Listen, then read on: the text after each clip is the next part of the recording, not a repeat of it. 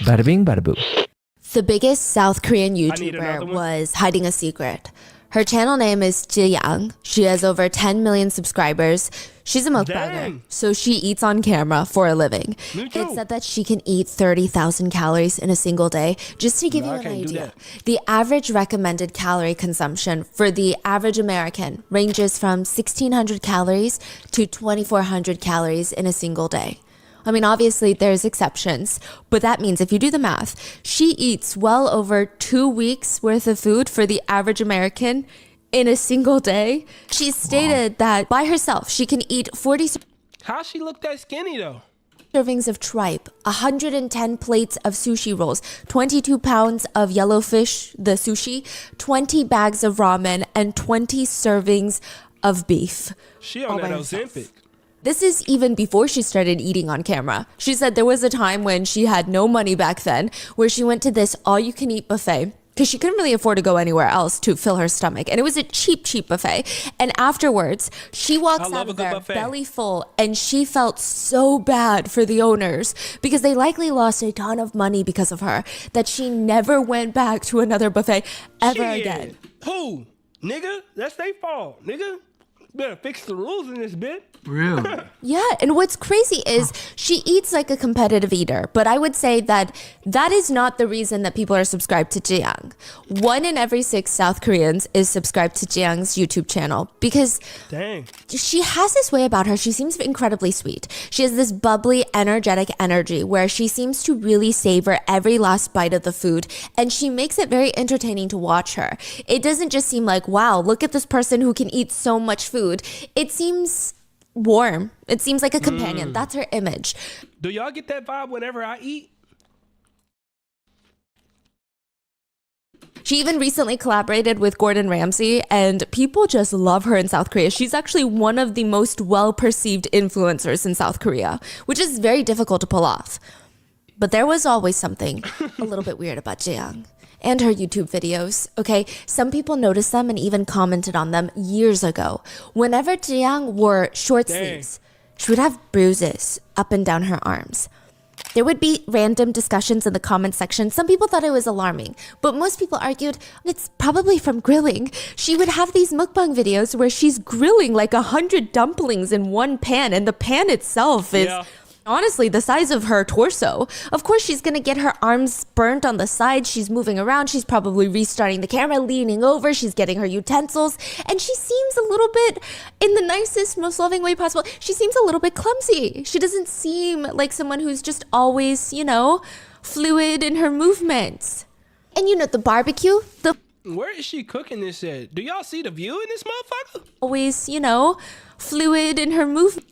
Where is she at? And you know, the barbecue, the 40 pounds of tripe, when you grill that up, guess what? Oil splatters. And it's probably splattering all over her arms. I mean, think about it. Even if she goes grocery shopping with the amount of food consumption she has, that's a lot of food she's hauling into her apartment. But the bruises were large. I mean, they're big. That's not no grease splatter that's making that big, come on now. Purple. I would say that the bruises on her videos, on her arm, are maybe credit card shaped, if not larger. They're large bruises, and they're oddly not circular. Because you know how if you knock into something, you almost get more of a bit of a circular bruise? They look more square or rectangular. And she would just constantly say that she's always clumsy if she ever briefly addressed it. In some of her videos, she will have bandages on multiple fingers, up and down her arms. But again, nobody suspected anything that sinister, considering, again, she has this bright, cheerful personality. They thought if she's going through something bad, let's say worst case scenario, what do bruises mean? Maybe you're getting hit. If she's going through that, there's no way that she would be able to smile so brightly on camera. That just doesn't make sense. But the truth is, she was being beat. Tzuyang was forced into creating a mukbang channel, and when she wasn't filming, she was beaten twice a day for years. Audio has recently surfaced, and in it, you hear a man's voice screaming, shut up, you stupid bitch. Didn't I tell you not to do this? You can hear Tzuyang, the #1 most subscribed YouTuber in South Korea, crying in the background, begging him not to do this to her, begging him to stop and spare her life. Bro, over some food, bro? Bro, just go make some more food. Why he... Bro, that's crazy. I know she eat a lot, but dang. It's not nothing to like beat somebody over. Like, come on, bro. Not to do this to her, begging him to stop and spare her life. My parents used to beat me up for eating too much, but beating and a whooping, two different things.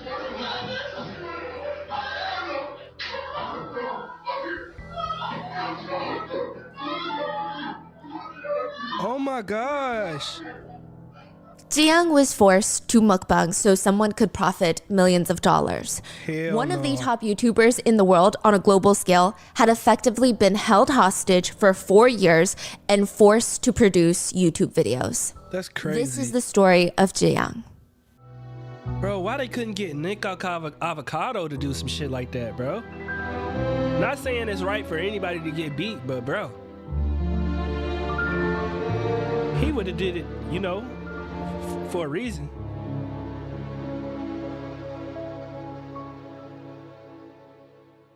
We would like to thank today's sponsors who have made it possible for Rotten Mango to support the World's Central Kitchen. Just a couple of days ago, July 24th, 2024, they successfully distributed 11,000 meal kits in northern Gaza and have created a network of Palestinian-led community kitchens around Gaza.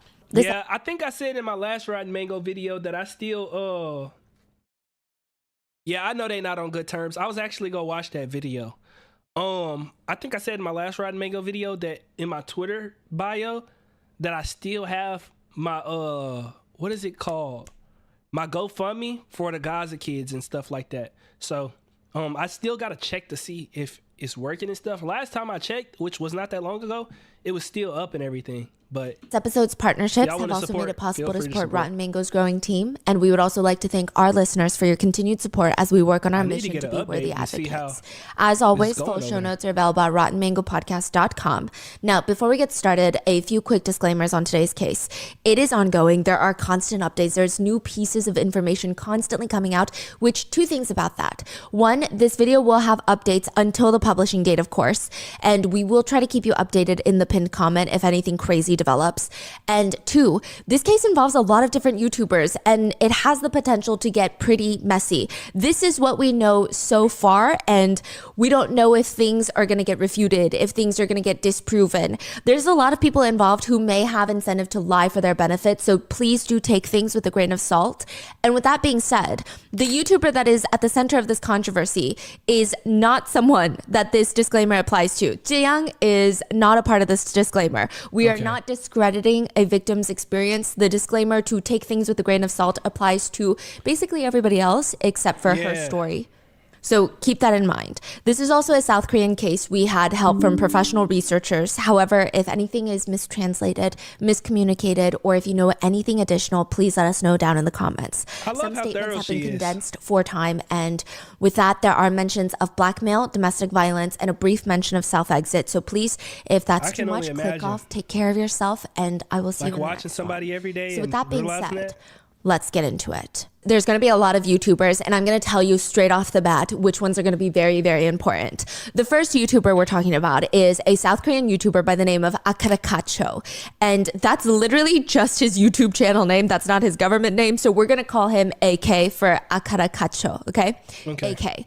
He has a very interesting online persona. He's kind of a crypto guy. He's very much into the crypto space. If there's new updates on Bitcoin, if there's new updates on any of the cryptocurrencies, he's going to be talking about it. He loves to start little new businesses with the crypto world. That's what he's known for. But he's friends with a lot of other YouTubers that aren't even in the crypto space. So one of his closest friends at the time is a YouTuber by the name of Kujayak. Now, his YouTube channel name... I feel like I've heard this name before. His friends at the time is a YouTuber by the name of Kujayak. Now, his YouTube channel name is Kujayak, so we're going to call him Jay of Kujayak, but that's not his actual name. Jay. That's just how everyone, even the news, is currently referring to him, so I don't want to use his legal name. Now, side note, his channel name, it literally means, it's the phrase of helping the underdog, helping someone that has been wronged, helping a victim. Okay. And so he's built his whole career on helping people. That's what he says. Now, in the past, when he first started his YouTube channel, he did a lot of random things. He was trying to do a little bit of expose videos, and then he tried singing videos, gaming videos, reviews, experiments. He was just trying to figure out what was going to stick. That's how you actually start a YouTube channel. You just try a whole bunch of stuff. I don't know if y'all know, but when I started my reaction channel, literally what I would do, and this is just like information just in case anybody happen to watch this and want to like get into making content. You could get into it a bunch of ways, but you just got to experiment. And because I wanted to do reactions, I literally went to the trending tab every single day after my class, and I would react to the stuff that I thought was interesting on the trending tab. And I think twice dropped one of their videos, and it was on the trending tab, and that's how I got into K-pop. A lot of people initially really liked him because he had these vlogs where he would take care of his mother who had dementia, and they thought, wow, this 32-year-old man is so sweet and he's so attentive to his mother, and it's just so refreshing to see that online. But in 2020, Jay starts making a shift in his content. He starts becoming part of the Wrecker Union. That's what they call themselves. It's a group of YouTubers in South Korea called the Wrecker Union, kind of like a wrecking ball. And their whole thing, their whole career is making expose videos on other influencers, celebrities, businessmen, Nepo babies, criminals. So they like the video essay accounts. That's it. They like to wreck their reputations, wreck their careers, wreck their online personas, wreck their image, which you would think is a good thing. Because if they did something wreck-worthy, they're going to get wrecked, right? But the thing with Jay is, he's kind of a controversial person. He would not investigate that much. He would just ask people, his own viewers, hey, send in some reports. No, bro, you can't do that, bro. Are you serious? How you gonna have a channel exposing people and you not even doing no type of research, nigga? Nah, that's crazy. That's like if I got in the comment section on YouTube and was like, somebody give me something on so-and-so. Like, what? Like, you literally asking like antis, are you asking people who don't like them to literally put them in the dirt, and you gon' like, nah, that's crazy as hell. If you have something fascinating about someone, send it in and I'll look into it. That man tweaking. I mean, technically, he gonna end up like, what's her name? I think her name's Sojang, and she done got in a lot of trouble with a bunch of K-pop stars because she like, don't mess around with people like that, bro. That's how you get a defamation lawsuit. People could try to fabricate things. It just, I feel like he did a lot more harm than good. There were instances where he alleged that a party would take drugs and have group intimate sessions with each other. What? All of that turned out to be false. Nah, he's tweaking, nigga. You accusing people of Diddy-like allegations and this not even true, nigga? Nah, he's tweaking. Like, that's something you don't do. That's wild. And then to think them people actually gonna feel that. Like, people go get in their comment section and actually believe that, bro. Like, I don't know when he was doing this, but if he did this during the TikTok era, this could have got real bad. Because people on TikTok really don't be checking no sources. People on TikTok just be hearing stuff and they be like, all right, bet. That's true. Like, that's how it be for real. Or they go in the comment section and they talk. And if the comment section agree, oh, you over with, bro. To have group intimate sessions with each other. All of that turned out to be false. He's already being investigated by the prosecutors for a few instances of spreading false allegations and rumors. In fact, he has been sued more than 30 times since he started YouTube, primarily for defamation. He's also just known to hate women. I mean, I imagine that if Jay calls you a feminist, that is a super derogatory term for him. That's not a compliment. Nigga, he seems to objectify women a lot. So Crypto AK and Underdog J, they're best friends. Now, behind closed doors, he already just closed off, just by association, a weirdo. I ain't gonna count. And Underdog J, they're best friends. Now, behind closed doors, they were trying to get involved in like this new cryptocurrency, and they had purchased all the crypto coins off of Jay's phone. And for whatever reason, Crypto AK decides, hey Jay, I need to see your phone again so that I can sell some of my coins and transfer my coins. Can I borrow your phone for a second? What? Underdog Jay gives AK his phone, and he brings it back to his room where he takes a copy of his phone. Imagine you get your friend's phone and you back it up to your computer. It seems like he just always had bad intentions. It seems like all these people have bad intentions. Well, Jay is an idiot already. Why would you let somebody just take your phone back to their damn crib? And number two, why would JK have his cryptocurrency on another grown-ass man phone? Why wouldn't you just have it on your phone? And you the crypto guy. JK, so far, if the story accurate, JK is the crypto guy. It don't even make sense why he would buy crypto on Jay's phone. And then Jay just give him his phone to take back to the crib? Nah, if you getting my phone, you getting it in my presence. I gotta see everything that's happening, bro. He's wilding. So he takes a copy of Underdog Jay's phone into his computer, and he doesn't Definitely really look at it. Or so flag. that's the story. He doesn't look at that copy until a few weeks later. Jay, Tiana. Underdog Jay, goes on to live stream and posts a picture of Crypto AK's family, including a picture of his wife and a picture that is unblurred of his minor child. Why did he do that? It just seems like I guess he was talking and he just posted a picture, and later Crypto AK is like, hey, I haven't posted my family. Can you please take that down? And Jay did not want to. What? Jay was like, I don't know what the big deal is. And it caused a whole problem. According to AK, his child was getting bullied. Like, it was causing issues with his relationship with his wife. It was just unfortunate. And he was stating, if that's my friend, why can't he just take it down? Like, why can't he just... Y'all not friends. Nigga, you went to the crib and copied his phone onto your computer. He posted your family uncensored on the internet for people to see, knowing he ain't got a good fan base.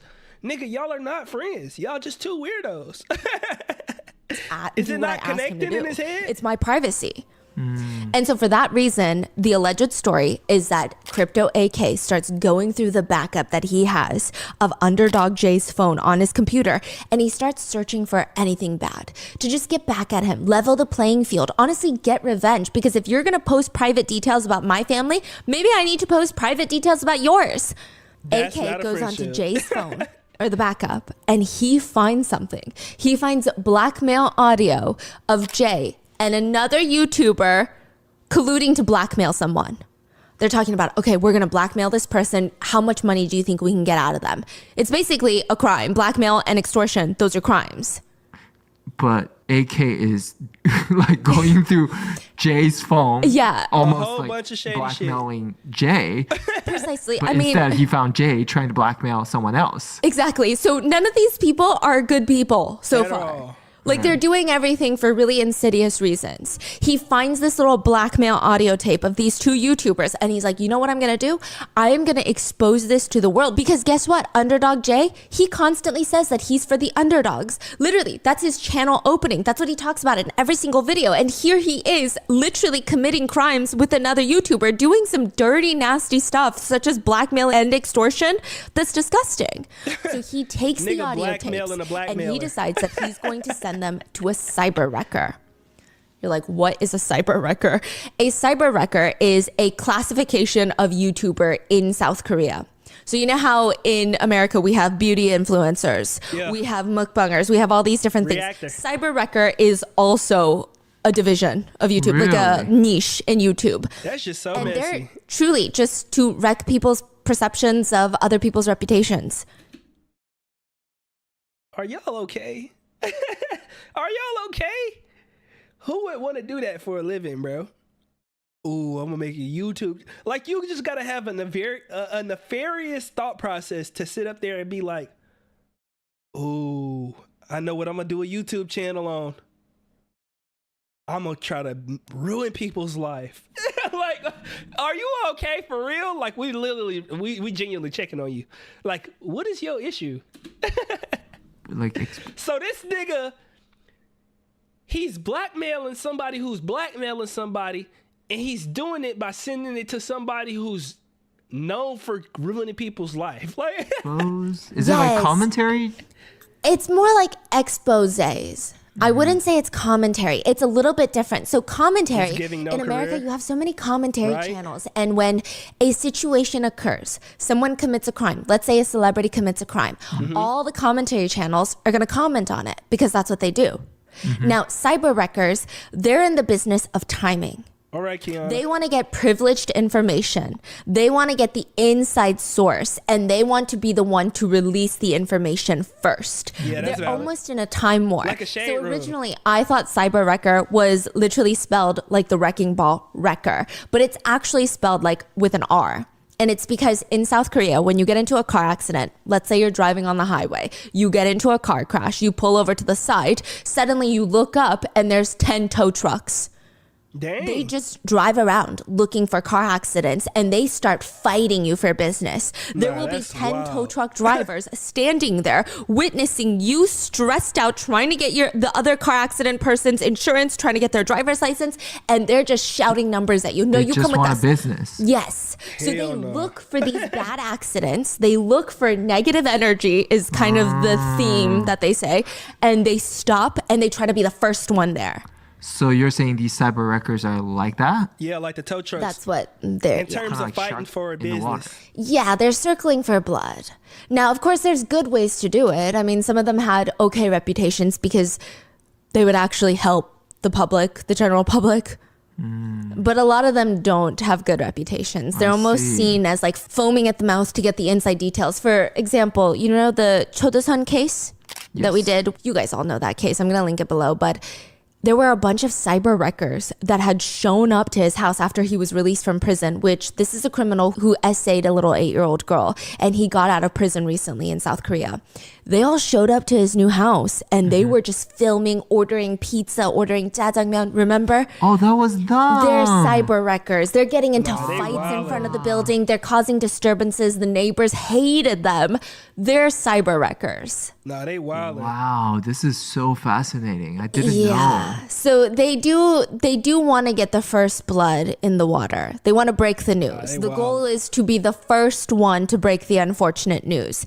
Probably the best example of a cyber wrecker is a YouTuber by the name of Cacula. He is one of the biggest. He's actually a detective affiliated with the Korea Licensed Private Investigators Association in South Korea. He started his channel because 10 years ago, he had gone out to dinner with his uncle, and on the way back home, his uncle was hit by a drunk driver and he passed away in front of him. And he just said that he felt this undying rage toward drunk drivers, which is why he started investigating and exposing drunk driving incidents that involve celebrities and influencers, as well as news anchors and Nepo babies. Because Okay, that's oftentimes in South Korea, it's a little bit different from America where names are not made public. When people commit crimes, you have to go through a whole process back then for their names to become public information, even if they're convicted of the crime. He was also the one that exposed the identity of the Busan spinning kick incident. Where a man, if you remember, we talked about that case where a man literally spun in the elevator, kicked a stranger, a woman, in the elevator lobby of her own apartment building, and then dragged her to the stairs where there was no CCTV camera. Yeah. And likely essayed her. Yeah, he's the one that revealed his identity. He's also the one that helped reveal the blackmailer's identity for the Parasite actors case. Oh, the woman, two women? Yes, that blackmailed him. Yes. Wow. And that, I mean, he's probably one of the biggest cyber wreckers. His name is Cacula. Now, AK does not send the audio files to Cacula. Instead, Why he got like I could imagine a VR world where they like don't go in that territory. Why not? That belongs to Cacula. Why he got one of them like he got one of them dangerous names, them scary AK names. does not send the Cacula. audio files to Cacula. Instead, he sends it to another cyber wrecker by the name of Pansuk. Again, not his legal name, just his YouTube channel name. We're going to call him Pan. Now, Pan gets the audio files and he has it in his hands. He's sitting on it for a second because there's just too many things happening on YouTube right now. He gets the audio files, but he's distracted because the Miryang 44 case is developing. I feel like these are so many references. I'm so sorry, but no, it's just all keep doing you. intertwined and there's no way to separate any of them. Yeah, So yeah. if you guys don't know, we actually did an episode on the Miryang 44 case before all of these new developments, and we're going to do an updated episode very, very soon. We gotta But catch just up to on give you some of some these context episodes. on how all of this fits into today's case. That's crazy. Like, these are some of the Yeah, biggest biggest. cases in Korea, and they're all somehow connected Yeah. by It's- these YouTubers. Yeah. Some of them have like 100. Do they have like a Stephanie So for like American news and stuff like that? Because I know she'd be doing like obviously she doing the Diddy case and stuff like that. But do they have somebody for like the American cases? 1,000 subscribers, but they've all feel got like their it's some fingers crazy in stuff that all the happened in biggest America. like mainstream news. Like they actually are a part of the case. Yes. They're not just reporting on it. They're No. actually a part of it. Yeah, Cacula was actually part of most of these cases. That's crazy. Wow. So Pan, he gets these audio files and he's too busy, he's too distracted by Miryang 44 case. Now, this year, 2024, is the 20-year anniversary that everything has taken place. A middle school girl was lured out by a boy texting her online. She thought that she was going to go meet up with a potential boyfriend, but instead she goes to the city of Miryang and she gets jumped by a group of 10 to 12 teenage boys that gang essay her. She's in 10 middle to school. 12? They filmed. Bro, Lord, don't have no mercy on their soul. 10 to 12? One girl, bro? Y'all need, like, prayer, Jesus. Like, they need to exercise them, all 10 of them little boys, bro. What the hell is going on? Like, that is crazy. 12 teenage boys that gang essay her. She's in middle school. They filmed the entire assault and they show her the video afterwards and they tell her, Bro, don't make me mad, bro. I don't need to cry today, bro. What are we talking about? How can you have the gall to do something like that?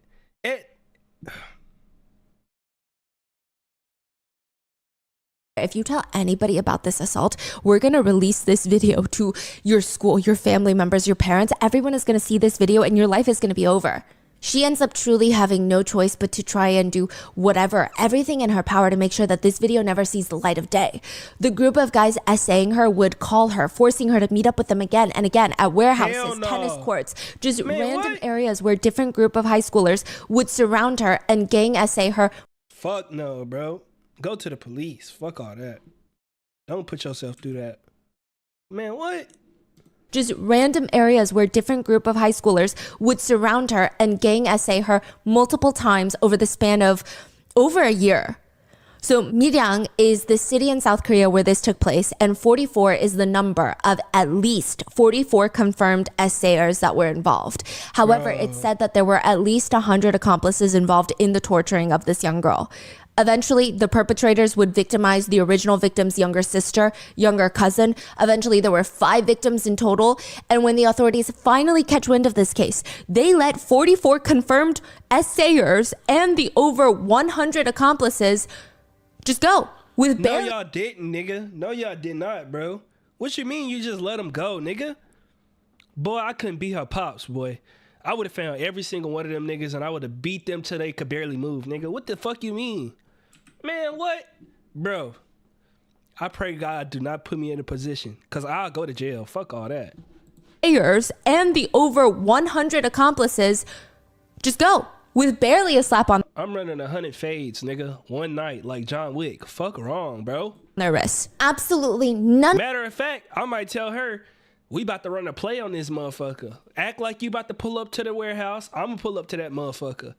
And I might pull up there with a stick. But to lower my sentence, I might have to squabble with all of them, just hands. Have the gun for backup just in case niggas want to get dangerous.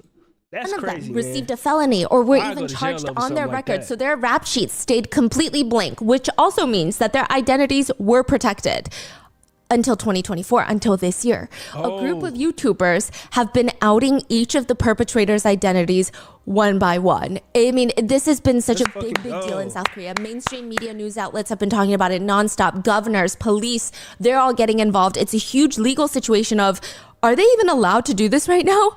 How are they not getting sued? What if they accidentally give the wrong name? Like, there's just been so much discourse about it, which will all get touched on a later episode. But where does Pan get involved in all of this? Well, he's got the blackmail tapes of these 2 YouTubers colluding to blackmail another person, and he listens to all of the audio, and he's sitting there thinking to himself, likely, this is probably the only thing that might be as big as the Miryang updates. Dang. The Miryang 44 case, this might be the only thing that's as crazy that might take over mainstream news. He's listening to it, and it involves Jay and another YouTuber by the name of Tzuyang. We're going to call him Jin, because Chujak again is just his channel name, okay? And the word itself means detecting manipulation. It's like staged. They all have these very Yeah. like, you know, justice type of name. Yeah, I But they're- would say, okay, so Chujak is a little bit different. Jay, he's truly, his whole Weirdo. marketing shtick is, I'm for the underdog. Chujak is a little bit different. It's a little bit lower stakes. So Jin, all of his videos used to consist of him sitting there and just pointing out the stagedness of other YouTubers' videos. He's like, this couple's video is staged, and let me show you why. Bro, this remind me of like So Illuminati. They used to go back in the day, Agent 00 calling out what's his name? Pretty Boy Fredo. Some of y'all probably don't know who I'm talking about, but This YouTuber, this whole thing of him running into a stranger is staged. This YouTuber, nigga done uploaded 99, he on part 99 of Gold Digger Prank. who is rescuing a puppy, it's staged. So it's a little bit lower stakes than, I guess, you know, crime, but Okay, yeah. so to recap, Jay and Jim Yeah. are blackmailing someone. Yes. Yeah. And there's a tape of them talking. J and Jen blackmailing somebody. JK, or is it AK? JK. JK is the one who took Jay's phone. This is Jay right here. JK took his phone, downloaded onto his computer. Jay uploaded his family on the internet and didn't take it down. So now he sent the blackmail that these two trying to do to another YouTuber who basically do that. And the dude, he holding on to the information and going through it right now because the cases with the girls getting SA'd by all of the guys, that's the stuff that's getting unrolled right now. So he like, the only thing that could possibly rival that situation is if I expose this right here. You know what I'm saying? That's what's going on. Yes. AK got the tape Okay, and AK, passed my it bad. on to Pan. Pen. Yeah. And Pen is sitting there listening to the first tape. Yes. And he's thinking about something. He's thinking, wow, this could honestly be as big as the Miryang case. Like, it's crazy. This could be the next explosive conversation on social media and even mainstream media. I mean, it's huge. Yeah. Because these two YouTubers, Jay and Jin, they're talking about blackmailing only the biggest YouTuber in South Korea to reveal the Dang. fact that Tzuyang used to work at a hostess bar before starting her YouTube channel. This is exactly what Pan might need to help pivot the conversation, allegedly. Allegedly, Pan has interest to I don't like this already. Because this is literally when she said that, you know what my brain thought? So a young girl going through something, which she might be able to get her justice right now. And while all of that's going down, you want to bring this up?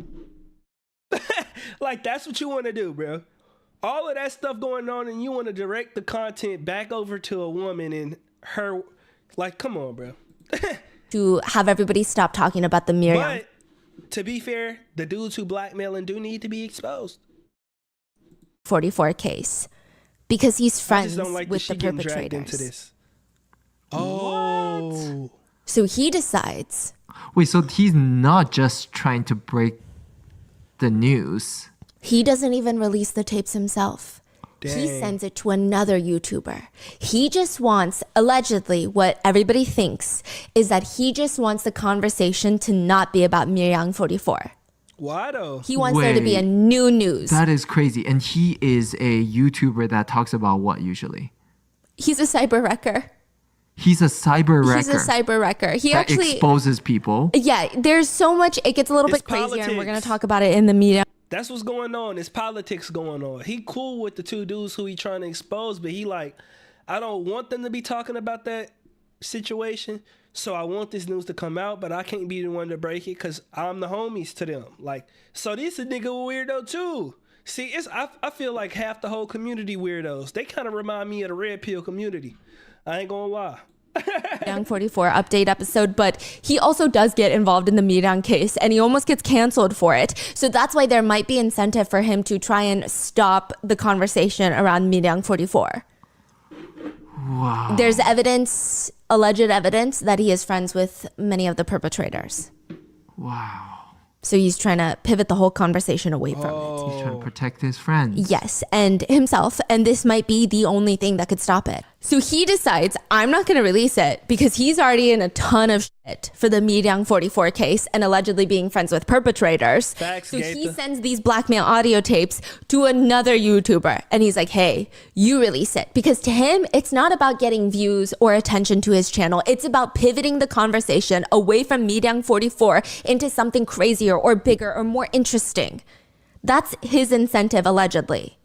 So he sends it to a YouTuber by the name of Kim Se-hee. We're going to call him Kim. Now, it is important to note, just like AK and just like Pan, Kim is not really a good person. So AK, who originally finds the blackmail audio tapes, he knows that this is going to hurt Tzuyang when he listens to it, clearly. Yeah. But he's like, I'm going to send it to a different YouTuber because my I don't care. gosh. I want revenge on Jay. He posted a picture of my family. So this is my revenge. Who cares if Tzuyang gets wrecked for it? So he sends it to Pan. Pan hears it and he's like, wow, Tzuyang is going to get ruined if I release these audio tapes. But literally, I don't care because I just want to protect my friends, allegedly, that are part of this Miryang case. So then he sends it to Kim Se-hee. Now, Kim is a crazy, insane right-wing person. I mean, he's described as ultra hardline conservative to the point where I think his favorite type of human is incel. He's just truly a... Dang, Steph. I don't even know if I want to call him fascinating or I don't know what the nicest word I could use that is not that nice, but he just cares about power and attention and he's trying to break out into becoming a politician. He's like the incel king. I don't think he himself is an incel, but he is just kind of unhinged. So one of the best things for him right now would be to get attention. I feel like they got these men in society who try to take advantage of weak men who feel lost. Like, it's a lot of guys in the world who feel lost. There's a lot of guys in the world who feel weak, who feel like they deserve a woman or feel like they deserve a bunch of money, even though they're not putting in the effort or they're not, putting themselves out there. And they get online and they find these guys who talk big game and they give this life-changing information, but really they putting them in a position to be weaker and they putting them in a bad position. They just telling them what sound good, what they want to hear. And the whole time those guys are using those men to get money, to get women, even though a lot of women don't like those guys. They get more women because they got money, Like, I don't know. Those be weirdos for real. It would also to be patriarchy aligning cult. himself Yep. on the younger kid's side. So he listens to these blackmail audio tapes and he's thinking, this is so fascinating. I think that if I post this, I'm going to get a lot of attention because Tzuyang is not a political person. She's only the most subscribed YouTuber in South Korea, the biggest YouTuber. And so if I release news and drama that involves her, I'm going to get a lot of young people who might not watch my channel because it's too political for them, too adult for them. This is going to blow it up. I mean, who cares about hurting her? This is crazy. Because if I post it, my career is going to get better. Right. So he decides Fresh he's and going to fit. expose the blackmail audio tapes for the greater good. The greater good being him. Also, he hates Cacula. Dang. Yeah, remember Cacula, the cyber wrecker that's pretty well liked, right? Apparently, Kim allegedly tried blackmailing Cacula once. Now, this is a rumor, so take it with a grain of salt. But the rumor goes like this. Kim heard a rumor that the great Cacula, the people's YouTuber, had dirt on another crypto influencer. And instead of exposing the crypto influencer for being a fraud, he blackmailed him. He said, hey, I won't make a video exposing you and ruining your career if you give me money under the table. Who blackmailed them? Cacula, allegedly. Yeah. But Wait, then so Kim Cacula, hold on. Cacula also blackmailed is people. the allegation, is a yeah. rumor. Now, the rumor is that Kim heard about this. Wait, so everybody's blackmailing so far? Like Yeah, every There's some single person you weirdos mentioned so over there, far? too. Everybody's a blackmailer. These like good YouTubers, wholesome justice warriors, they're blackmailers. Bro, but you gotta understand, obviously they blackmailers because they in an industry where they get sensitive information. You don't think niggas with sensitive information gonna blackmail? Like, come on. What you think keep the rich people rich, nigga? That's the same thing. A rich nigga, like the P. Diddy situation. Nigga blackmailing people. He gonna get this rich nigga to come to the party, this rich nigga to come to the party, 50 rich niggas to come to the party. They gonna do some real crazy shit. Nigga gonna have some tapes of the shit, and he gonna be like, y'all rich niggas gonna have to do what the fuck I say, cause I got all the information, nigga. What y'all gonna do about it? That's what they do. That's what niggas with sensitive information and money do. They do weird shit. That is so this is like their crazy. process. If they find bad information about an influencer, it seems like the first thing they'll do is go to them privately and say, hey, give me money. And if they don't, they'll make the video. And the crazy thing is, you can't never let nobody like do that to you, because the thing is, yeah, they could expose you, but how long are you gonna live being blackmailed?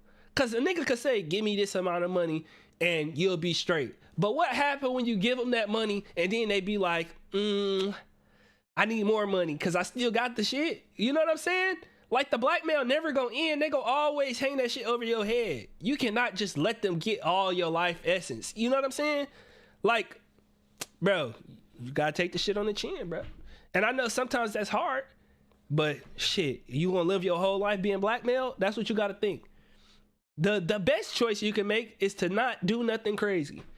And I know sometimes people push you to do crazy stuff, not no Diddy type stuff, but sometimes people like make you feel comfortable and then they switch their personality. I understand that. It's not black and white, but it's like, bro, you can't just let somebody blackmail you your whole life, bro. You're not gonna ever live. You're gonna be in fear your whole life. And then you're not even really living. You got one life. Dang. I hate this. I don't know what Why to say. people gotta This be is weird? Yeah. This doesn't even sound real. Yeah. Okay.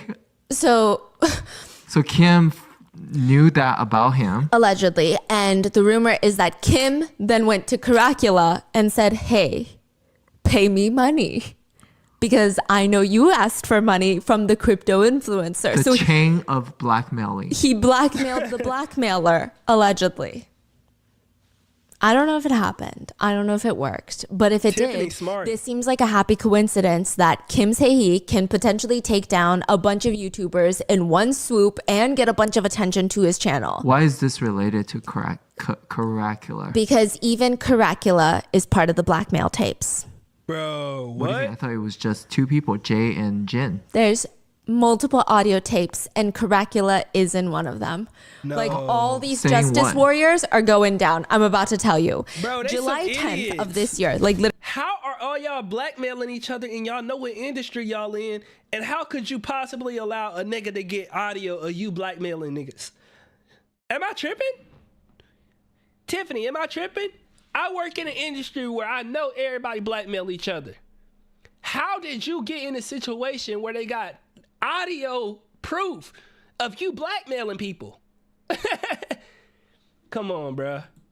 Literally this month. I think Cacula removed all his vids. Only an apology video is up right now, LOL, but no English subs, sadly. I noticed that whenever she posted his channel, he had 1 million subscribers in one video. I'm glad you went and checked it out and let us know. The blackmail audio is released by Kim Tae-hee on his YouTube channel. Now, the video states essentially that there are YouTubers famous for exposing criminals, but guess what, guys? They themselves Thank you, are Tiffany. criminals. Take a look. He releases the first audio tape, which is a phone call between Jay and Jin, the original two YouTubers. Nigga recorded Jay a answers the phone phone call? while recording the call, which is why we have the tapes. And he says, hey, Jin. Hey, is the meeting over, Jay? Yeah, the meeting's finished. Oh, okay. So I was just calling to talk about the thing that I mentioned earlier about Tzuyang. Have I mentioned this before to you at all? No, you haven't. I heard You don't find that odd? If somebody call you and say, I wanted to talk about the stuff that we was talking about, did I talk to you about that? You'd be like, no. I'm instantly confused. Why you ask that? about Tzuyang. Have I mentioned this before to you at all? No, you haven't. I heard about I it couldn't, like 3 Tiffany. years ago, and I've been keeping it My to myself. anxiety But already bad. I think it's true, though, right? Like what they're saying about Tzuyang. Oh, it's not even comparable to what you think. Wait, what? Why is that? Because, listen, Jen, if this news comes out about Tzuyang, she's gonna have no choice but to retire. What? oh, isn't this her about being from Redacted? So filling in the blanks, it seems like they're asking, oh, is this about her working out that hostess bar? Nigga And trying they to get him to state the snitch hostess on bar. himself. Okay. To which Jay responds, it's not even just about her working at that hostess bar. She worked at Redacted and Redacted. Yeah, that's right. On top of that, there are rumors that Tzuyang was a school bully. Dang, 아니 bro. 그거잖아요. 쯔양이 You just a busy mouth ass nigga. He got you to tell on yourself. Niggas say, ain't it about this? No, it's not about that. It's even worse than that. Let me tell you the tea. Goofy ass nigga. Got your On top ass. of that, there are rumors that Tzuyang was a school bully. Nigga told on 아니 himself. 그거잖아요. 쯔양이 그거 출신을 말 아니에요? 출신만 있는 게 아니에요. 그 출신 그 뭐냐 에서 일했었고 그니까 예 맞아요.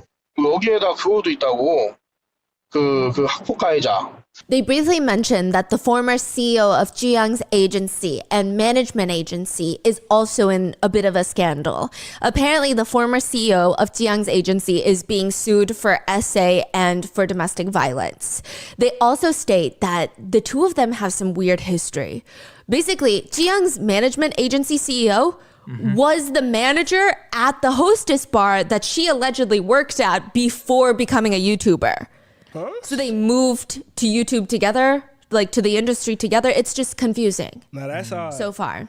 Now, Jin is asking Jay because it seems like Jin is asking Jay for advice. Like the conversation, it seems like Jay is the one with more power. Jay, okay. Now, Jin asks, but isn't it better just to cover it up for Tzuyang and get some money out of her? I mean, to be honest, realistically, isn't it better to resolve this amicably with the current agency that she's working with? And, you know, rather than exposing it for whatever benefit that we might get out of it, out of a video, it can get very messy, no? Do you think that they're going to resolve it nicely, Jin? I mean, me personally, I don't trust Tzuyang. I mean, they'll probably give us a good cut since Tzuyang is making good money, right? Yeah, but I can't trust Tzuyang. I'm afraid I'm gonna eat the money and get drunk. That's how he says it, but I guess a better translation would be, I'm afraid of getting burned after taking the money. You should But be, bro. the verbiage that he uses in Korean is really aggressive, almost like a kind of a gangster verbiage, but he's talking very professionally. It's like, I eat the money and I get 취해서, drunk. It's just a very gross... Okay, so Jen is saying, should we just get some money out of Yeah, it? he's talking to Jay as if it's a win-win situation. Tzuyang gets to keep her career and we make some money. Come on, like why wouldn't anybody want this? Why wouldn't Tzuyang want this? Like everybody. I don't feel like they thinking smart at all, bro. Cause real YouTubers know you could literally milk this video. You could make a video. If she do any type of response, the company make a response. You could do a response. Like they trying to get money up front. Comes out on top. It's weird that they that's And invested. Jay is saying, I don't trust her. I don't trust her. I'm scared that I'm going to take the money and some shit's going to go down, basically. And Jin is like, but we know what we know, and it's huge, right? I mean, can she even refuse the blackmail request? So isn't it better to just take a few thousand, 10,000, 20,000, just clean? Bro, I promise you, you can make an hour-long video, and if the information that good, you gonna make 10, 20,000, bro. And then you can make multiple videos. You could crank that bitch multiple parts and make 10, 20,000. Nah, they lowballing. And I know this was a little bit older, so the old YouTube was paying me even more. $10,000, $20,000? All right, At Pasha. least. He's saying maybe even like I hope you 100K. have a good night. Whoa, And just take it very cleanly. that's crazy. But why do you say that you can't trust Tzuyang? Facts, I'm afraid Tiffany. she's gonna backstab me later.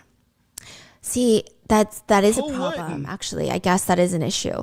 Honestly, Jen, I'm pretty good at this. I've done this before. I'm really good. To be honest, that's how I bought my car and stuff.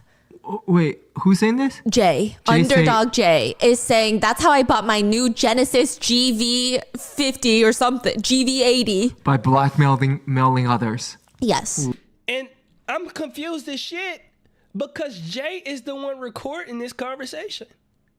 So why is Jay on this conversation? He just openly admitting on the recorded conversation, I thought he was recording the conversation just in case he need to blackmail this dude.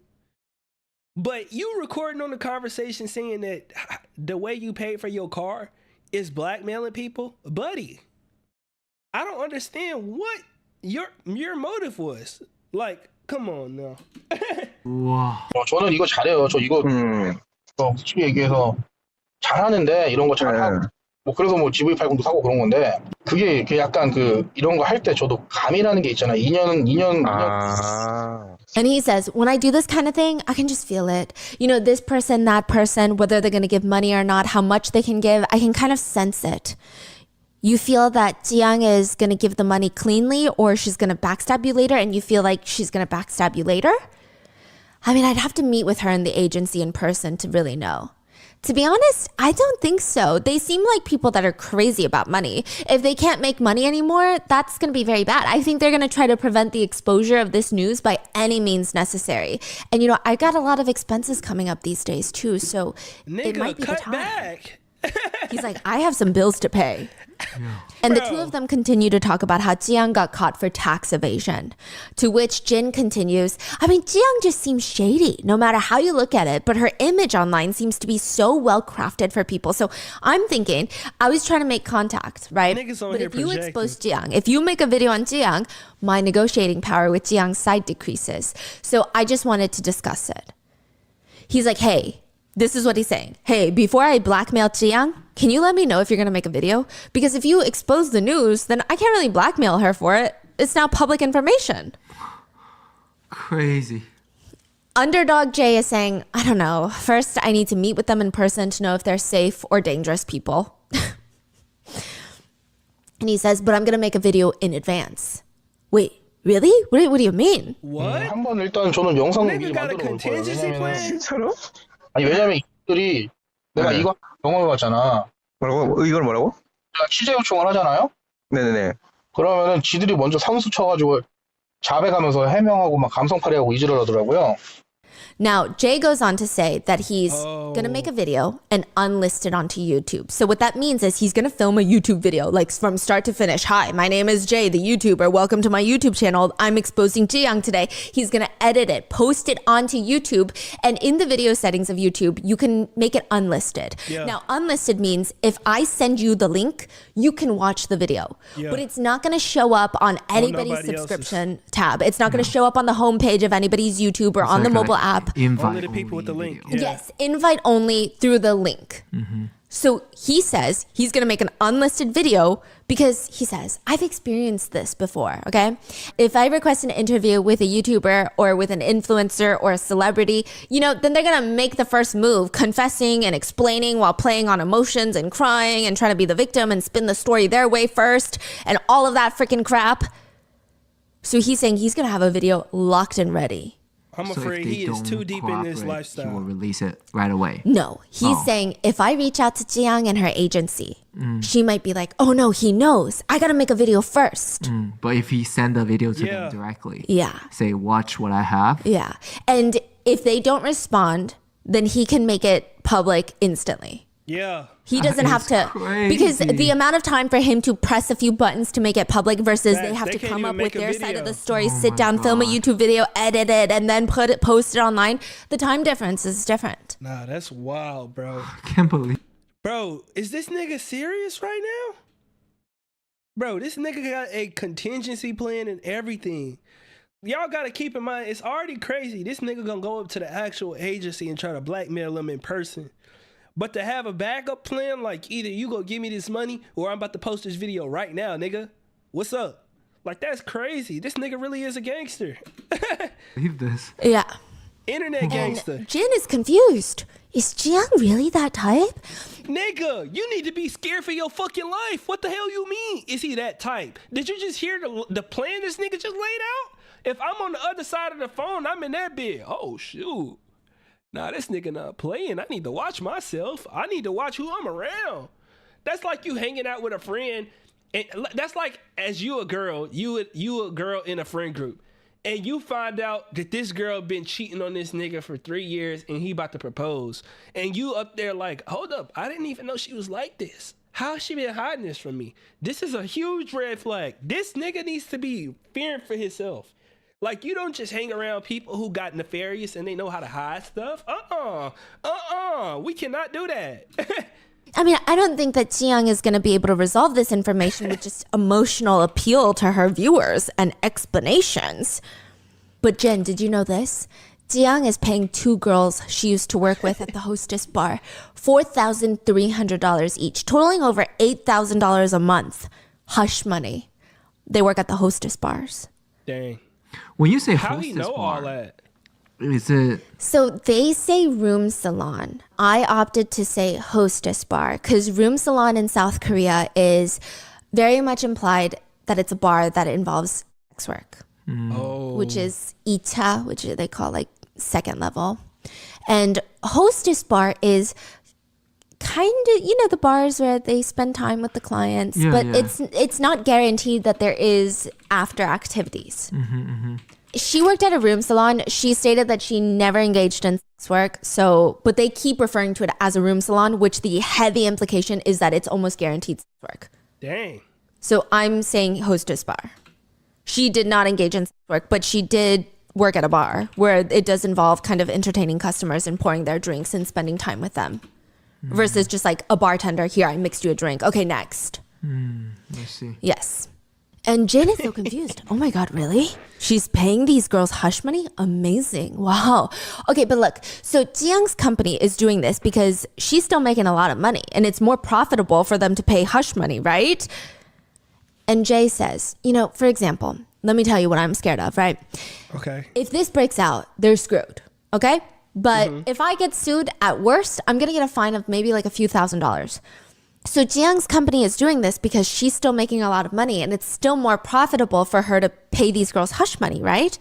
Underdog Jay All says, right, Gabriella. okay, let me break it down for you, right? Even if I get sued for blackmail, okay? At worst, I'm going to get a Make sure fine you from get the some good government sleep. of maybe a few $1,000s. If I want to do this big, I would say, in my opinion, we should get at least $150,000 in cash from Tzuyang to keep quiet on this. $150,000? in cash?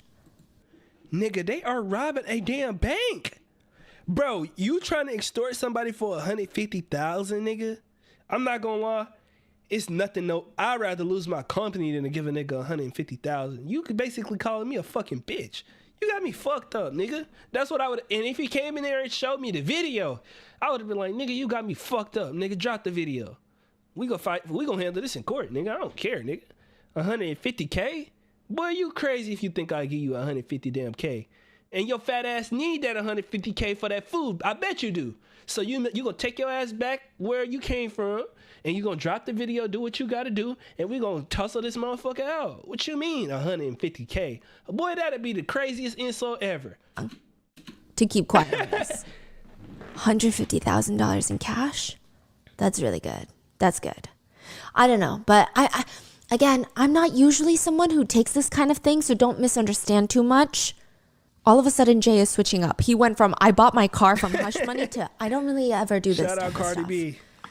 But Jin Wow. is just ignoring him. Jin is like, I think it's actually a lot more practical and better for both sides in this case. I mean, I think it's going to help Tzuyang in her image if none of this gets out, and it's going to help us get some money, and I just feel like it's kind of a no-brainer. They wouldn't get a cent out of Underdog me. Jay is a little bit more pessimistic. I just have a feeling Tzuyang is going to backstab me, okay? I just have a gut feeling. I'm anxious and I'm afraid.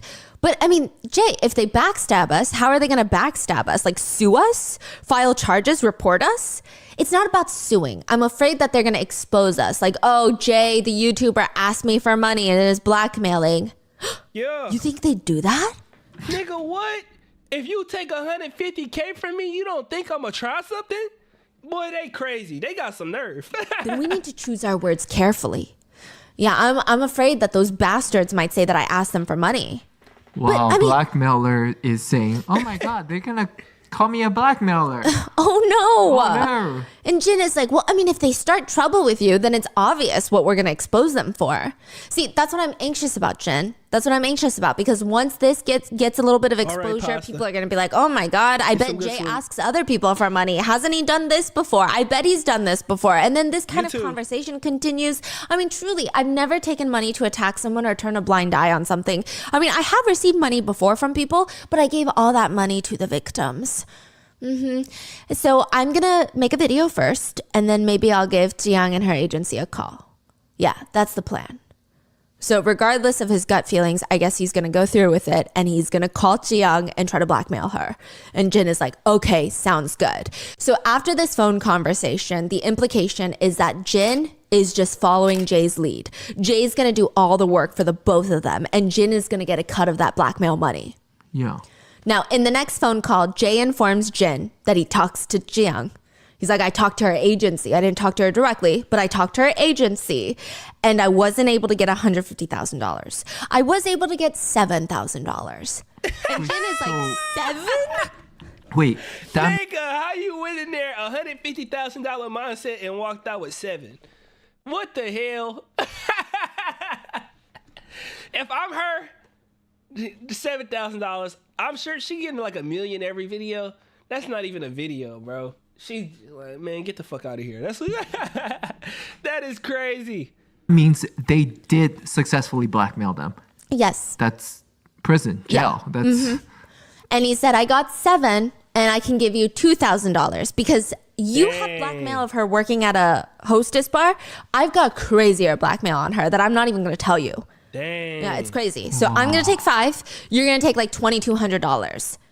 And Jin is like, I mean, I'm just so surprised it's so low. But Jay is explaining to him, I mean, I wanted to get more, but if I do, Tzuyang's probably going to get beat up. beat up.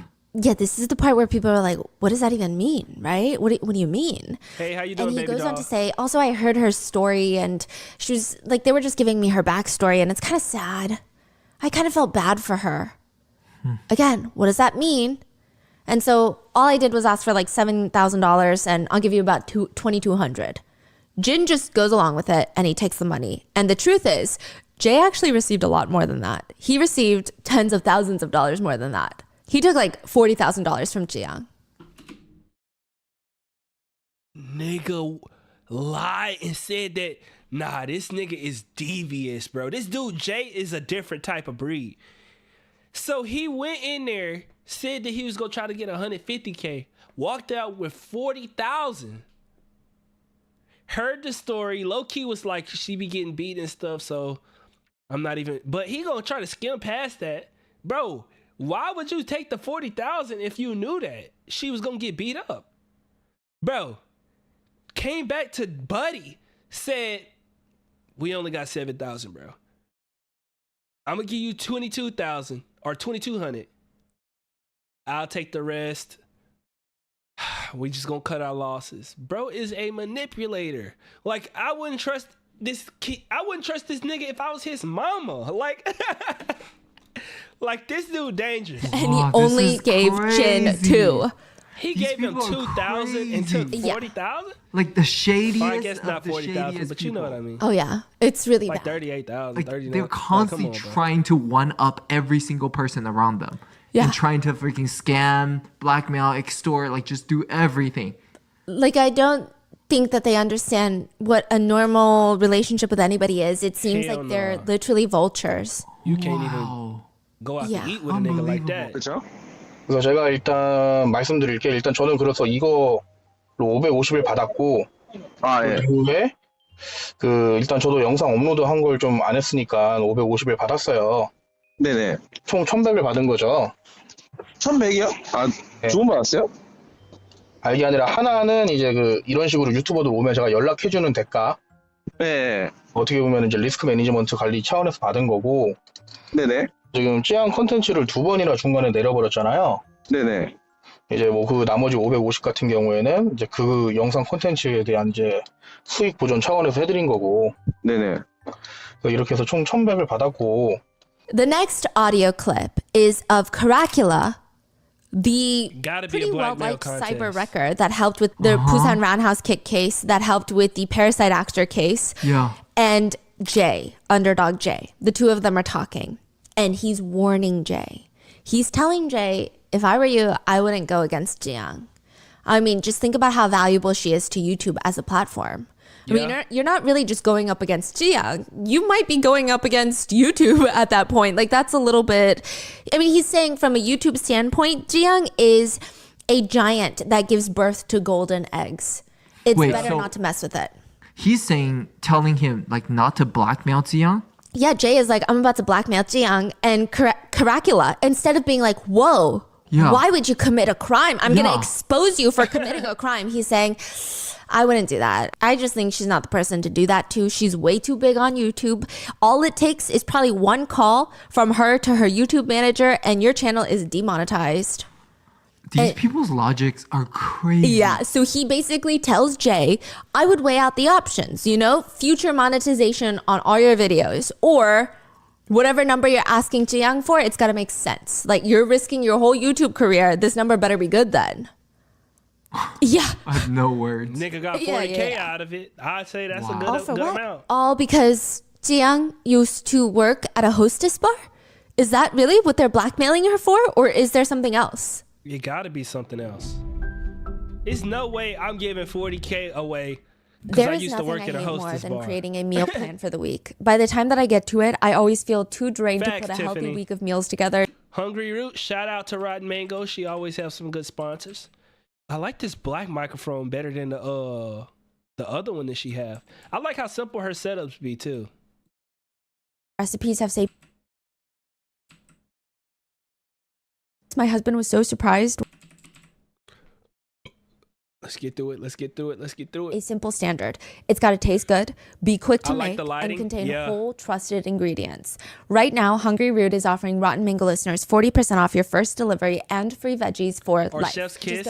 I want to be able to do something like this with my content in the future. Like whenever I have talking videos, I'm about to start doing some story times on my other channel and stuff like that, and some vlogs and stuff like that. Hungryroot.com/rotten to get 40% off your first delivery and get your free veggies. Better content. That's hungryroot.com/rotten. Don't forget to use our link so that they know we sent you. 2025 gonna be a good year for us. A lot of growth. I swear there are way too many streaming services nowadays. Two back to back? I actually do have Rocket money though, so shout out to you for the dang. Get your check. She heard that $40,000 they got from Tzuyang. She said, "Let me get my money on there." Shit, I don't blame you. To customers, go for it. You'll get there. Submit a picture of your bill. Yeah, I think for 2025, I want to grow more of a fan base just for me and my personality, if that make a lot of sense. I got a lot of huge goals like further down the line when I'm really, really old, that I've already told my parents about and stuff like that, and they think it's really, really, really good idea. But I got to build more of a fan base for myself, and it's not necessarily a fan base for myself. Like, I just want people to be able to, like, whenever I react, they enjoy watching anything that I react to.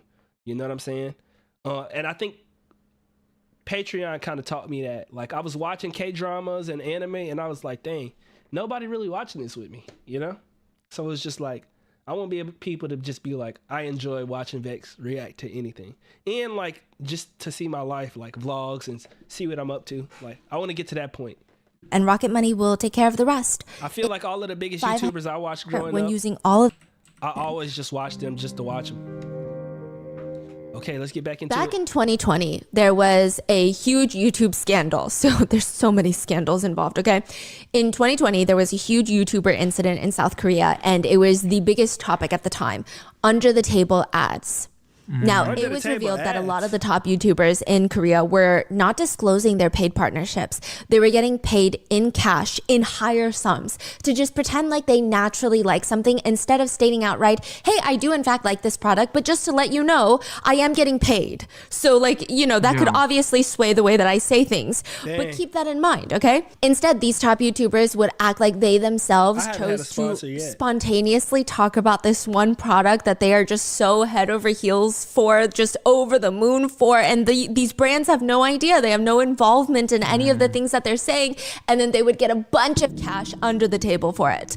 Another huge mukbanger, Eat with Bookie, was involved in that scandal. Damn. And this YouTuber named Cham PD went out on a live stream, and he was just so fed up with all of this. He was talking about how, truly, being in this industry, he's seen so much of every single YouTuber of every single size. You could be talking 1,000 followers, 100,000 followers, 1 million followers, 10 million followers, and they're all taking under the table ads. Cham PD was very open about the conversation, as he felt that it was very unfair to viewers. He said that they were being deceived by the people that they watch. Is he another expose channel? No, he's like a food reviewer. Oh. I wouldn't really call him a mukbang. I guess he's kind of a mukbanger, but He doing solid on the tube.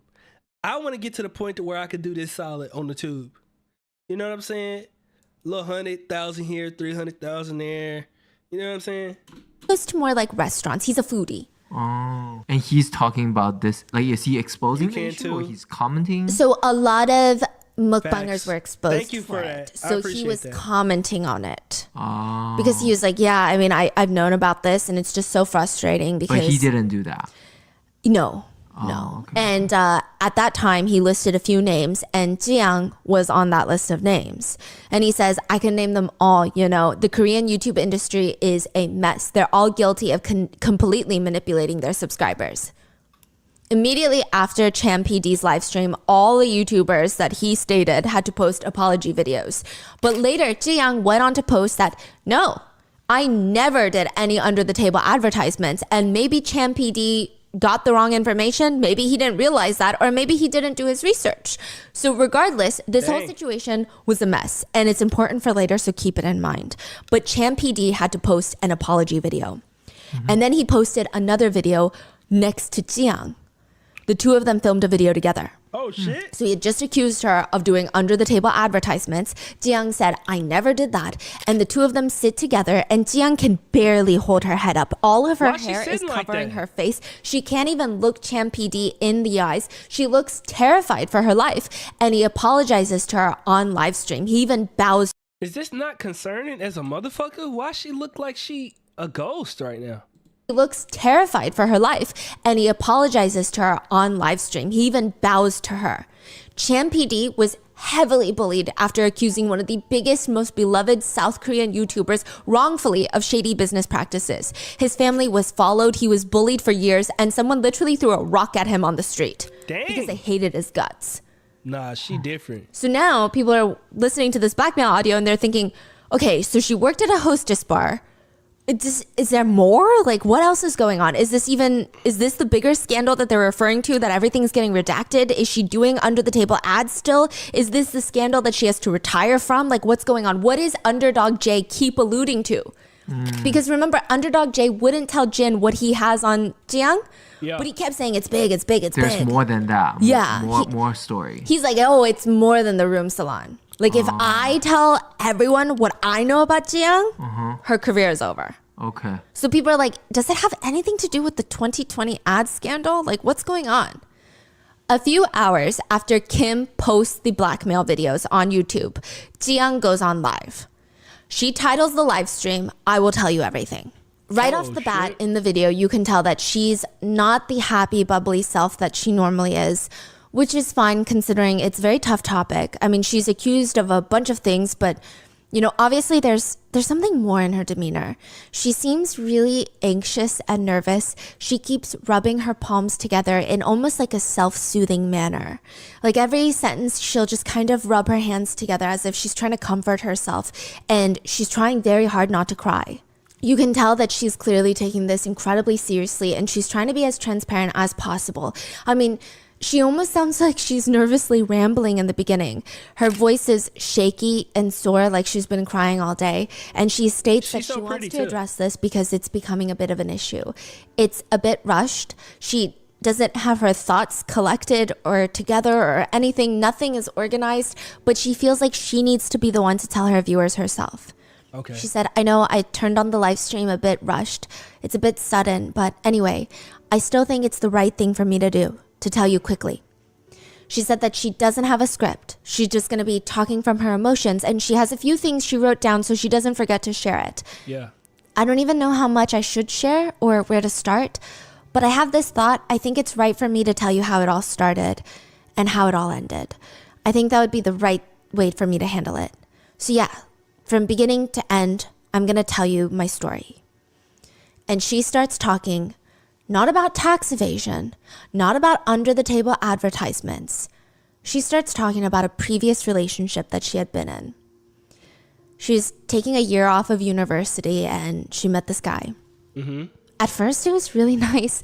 The relationship spiraled pretty quickly. He was treating her very well. They just kind of clicked. But soon after, he got very violent. And when she's talking about this part, you can tell it's still very fresh. Like the trauma is very strong. She keeps choking up and she has to stop multiple times to collect herself. And she keeps apologizing like, I'm sorry, I'm going to try and be clearer with my words. She starts talking about the abuse.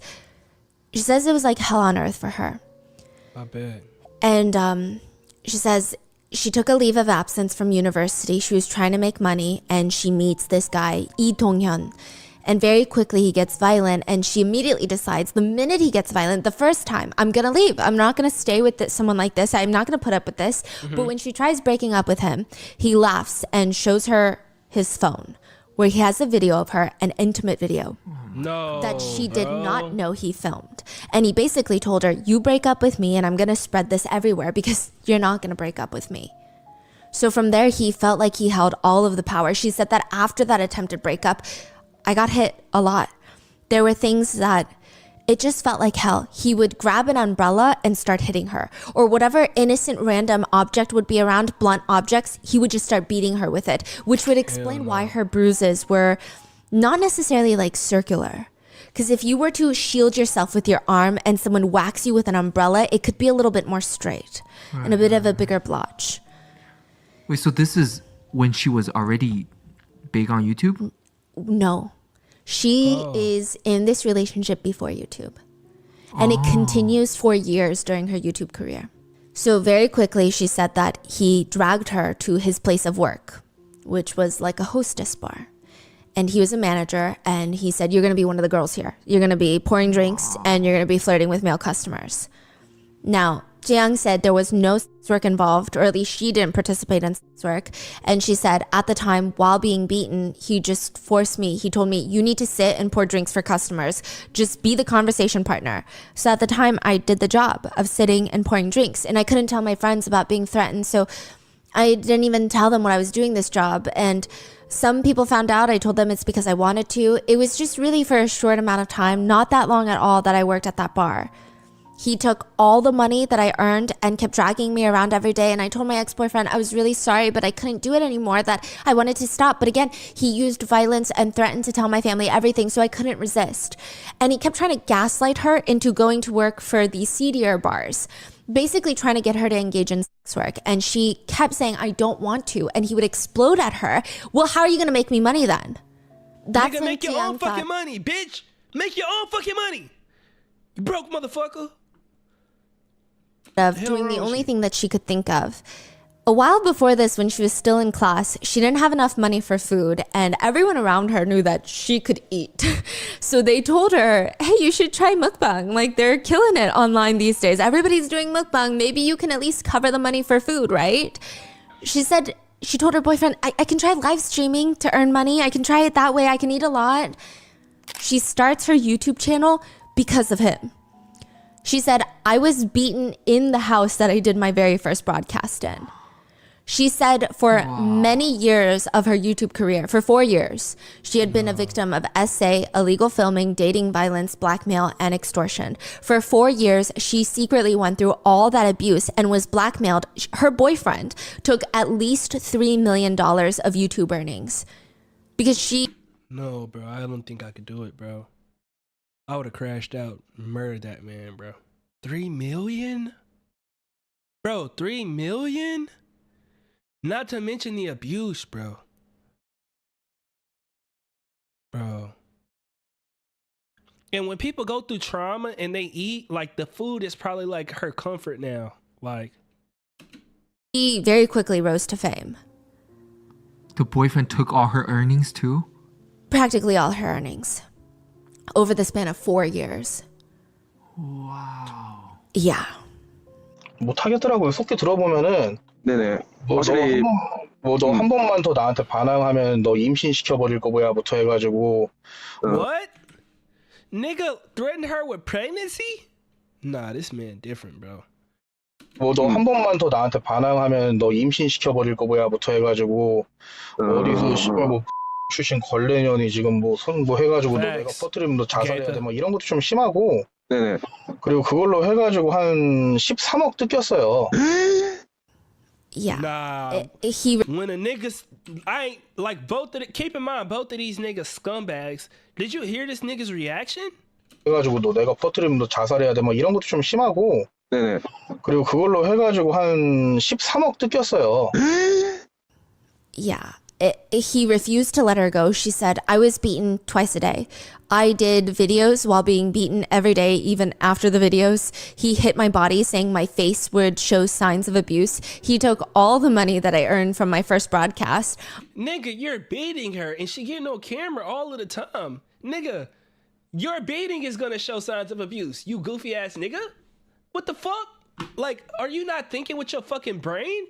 Like, a lot of these people in this story, a lot of these men ain't got no fucking brain cells. What are they learning in school? They not learning no type of critical thinking skills. These niggas are fucking dodo birds. Like, My boyfriend would hit my body just to make sure that nobody can tell. And it was, I didn't even have enough money to order the fried chicken to eat during the videos. nah, Like, she he's was left tweaking. with nothing. I do think that her YouTube channel, Is he not? Bro, how you doing this and you ain't even giving her enough money to eat food? You... like, she was left with nothing.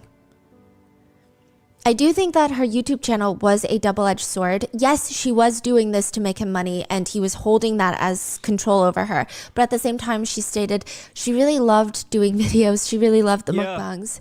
She said it was really the only thing in her life that she enjoyed. I literally said this. I don't know how I just be knowing stuff like this, bro. You going through something so traumatic and food probably like the only thing, like, despite she being forced to do it, it's like food and eating probably the only thing that comfort her because she not getting hit on camera. You know what I'm saying? Like, she up there, she could smile, she could eat. You know what I'm saying? Like, she knows she motivating people, the channel growing and stuff like that. Like, I feel that. Dang, bro. It's been a lot of times, and I don't even compare to nothing that she going through. But in 2024, I decided that I was going to try to do content full-time for a year. I think I worked one job. I think I worked at Target this whole year, and I'm pretty proud of myself. But it was such a struggle, bro. Like, it was times I couldn't eat. I would have to go get ramen and sausage because that's all I could really afford, bro. That's why earlier when we was talking and I said, buddy stole my $2 at the car for my my egg roll, I was genuinely actually mad because nigga took some shit that I actually needed. Like, I needed that $2. Like, and I'm laughing about it because it's like, I don't need it now because I'm doing okay. But it's like, bro, people just be like, bro, why? Even if he was taking all the broke money in my from car it, and stole my she said, $2. I love doing the videos so much, and I would be so happy reading comments, and every time I would do it, and every time I would read the live stream comments, it was just so comforting, and it made me so happy that I think that I was able to endure it for so long. I mean, that was truly the biggest thing for me. I just loved communicating with viewers so much, and I wanted to keep doing it. And there were a lot of things that I couldn't tell you guys about, but I'm really so grateful to those who supported me, and I just was so grateful beyond words. Nobody deserved that. That's crazy. Eventually, as her channel exploded, he wanted to find more ways to monetize her, basically as his captive. He created an ad agency, a management agency, where he was 70% owner and she was 30% owner. He would take 70% of all of her earnings without doing any of the work, which 30% of millions of dollars is still a lot of money, but she barely saw that too. If he wanted more money, which was all the time, he would just take it. It's unclear if she even consistently saw anywhere near 30% of her own earnings during the time that he was in control. And this is really strange, but he would even give blackmail material to his friends on Tzuyang and tell them, hey, if you ever need money, blackmail Tzuyang. Nigga, what? Nah, this man the devil incarnate. This What do you mean? Yeah. And the friends didn't do nothing or say nothing about it either, did they? Boy, these niggas just be cool with any fucking body. what the He's letting his own friends make money from her by blackmailing her. It's so strange. She was blackmailed by his friends to the tune of $150,000. No, bro, they actually did it? Boy, these niggas, boy, what? These niggas some shitty ass, oh my gosh, bro. She did everything herself, filming, recording, eating, editing, everything. He did nothing. On top of that, any advertisements, like sponsorships, she would see zero revenue. Zero. She said, as my broadcast grew bigger and became more successful, my boyfriend created that agency. And at the time, I signed that very unfair contract where 70% of the profits went to him. I didn't even have my ID card. My boyfriend didn't even follow the contents of the contract. So really, I didn't receive any of the advertising revenue. The reason that I didn't think of resisting at the time was I was so ashamed that if anything negative about me was revealed, I just the one wanted thing to she not be had. mentioned anywhere anymore. Yeah, like, it's like she poured everything that she had, the little bit that she had left, into the content, whether it was going out, filming, editing, you know what I'm saying? Like, really becoming, like, creating art to the point to where, like, she didn't want to, like, have her whole empire that she built, the only thing that she got left. Like, keep in mind, she took a break from school. She ain't got a college degree. She been abused and essayed and stuff like that. Like, she thinking about, like, what would happen to her YouTube and, like, how would people view her if this stuff came out. And it's like, she didn't want to lose all of that. I could feel that. That's tough. I was just really young and naive at the time.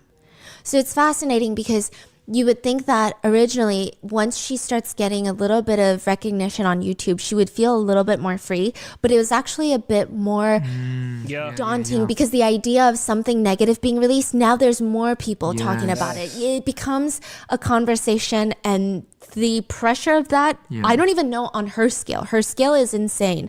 But even on a smaller scale, it's a lot. It's like millions of people already know you, and that's millions of people will judge you. Facts. Yes, and like or be disappointed in you, or feel like you harmed them, or feel betrayed by you for whatever reason. It's just so much pressure that she starts feeling. Like this pressure to be the person that her audience wants her to be. Facts. Especially when you just go through all of the comments, you read all the comments, and people like telling you stuff, like you'll literally read comments, and I've read them too, where it'd be like, bro, like, your videos make me happy. Like, I wouldn't be alive if it wasn't for your videos. Like, people giving like some deep stuff, and you like, especially if somebody going through trauma. I know that the people who go through and watch her channel who got trauma and confess the trauma to her, and they say like, you the reason that I keep fighting on and stuff like that.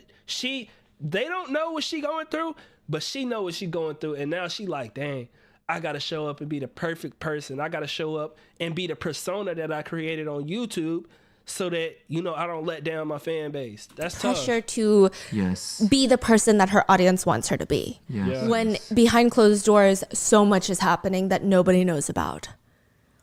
The channel did grow to the size where they did need to hire full-time staff, which is very reasonable in South Korea. Even smaller YouTubers have like a full team in Korea. It's a very common thing. I'm not gonna lie, I'd be thinking about having not a full-time team, because I like to have the creative freedom, but I would like to eventually have a YouTube manager, somebody to just upload my content onto YouTube. So all I would have to do is record, edit, and do thumbnails and stuff like that. Somebody to clip my videos and post on TikTok, so I don't have to do that. Just love stuff that free up your time, because it is time consuming. And I can only imagine the bigger you get, the more demand your content is, you know? Young hires like a production. People like Casanet, they got a whole content team behind them. He literally be live streaming, and while he live streaming, the video be uploading. I tried to do that one time, and I couldn't. My whole stream lagged to the point to where I couldn't even watch the video. Like, it was bad. I was like, let me try to upload a video while I'm streaming. Never trying it again.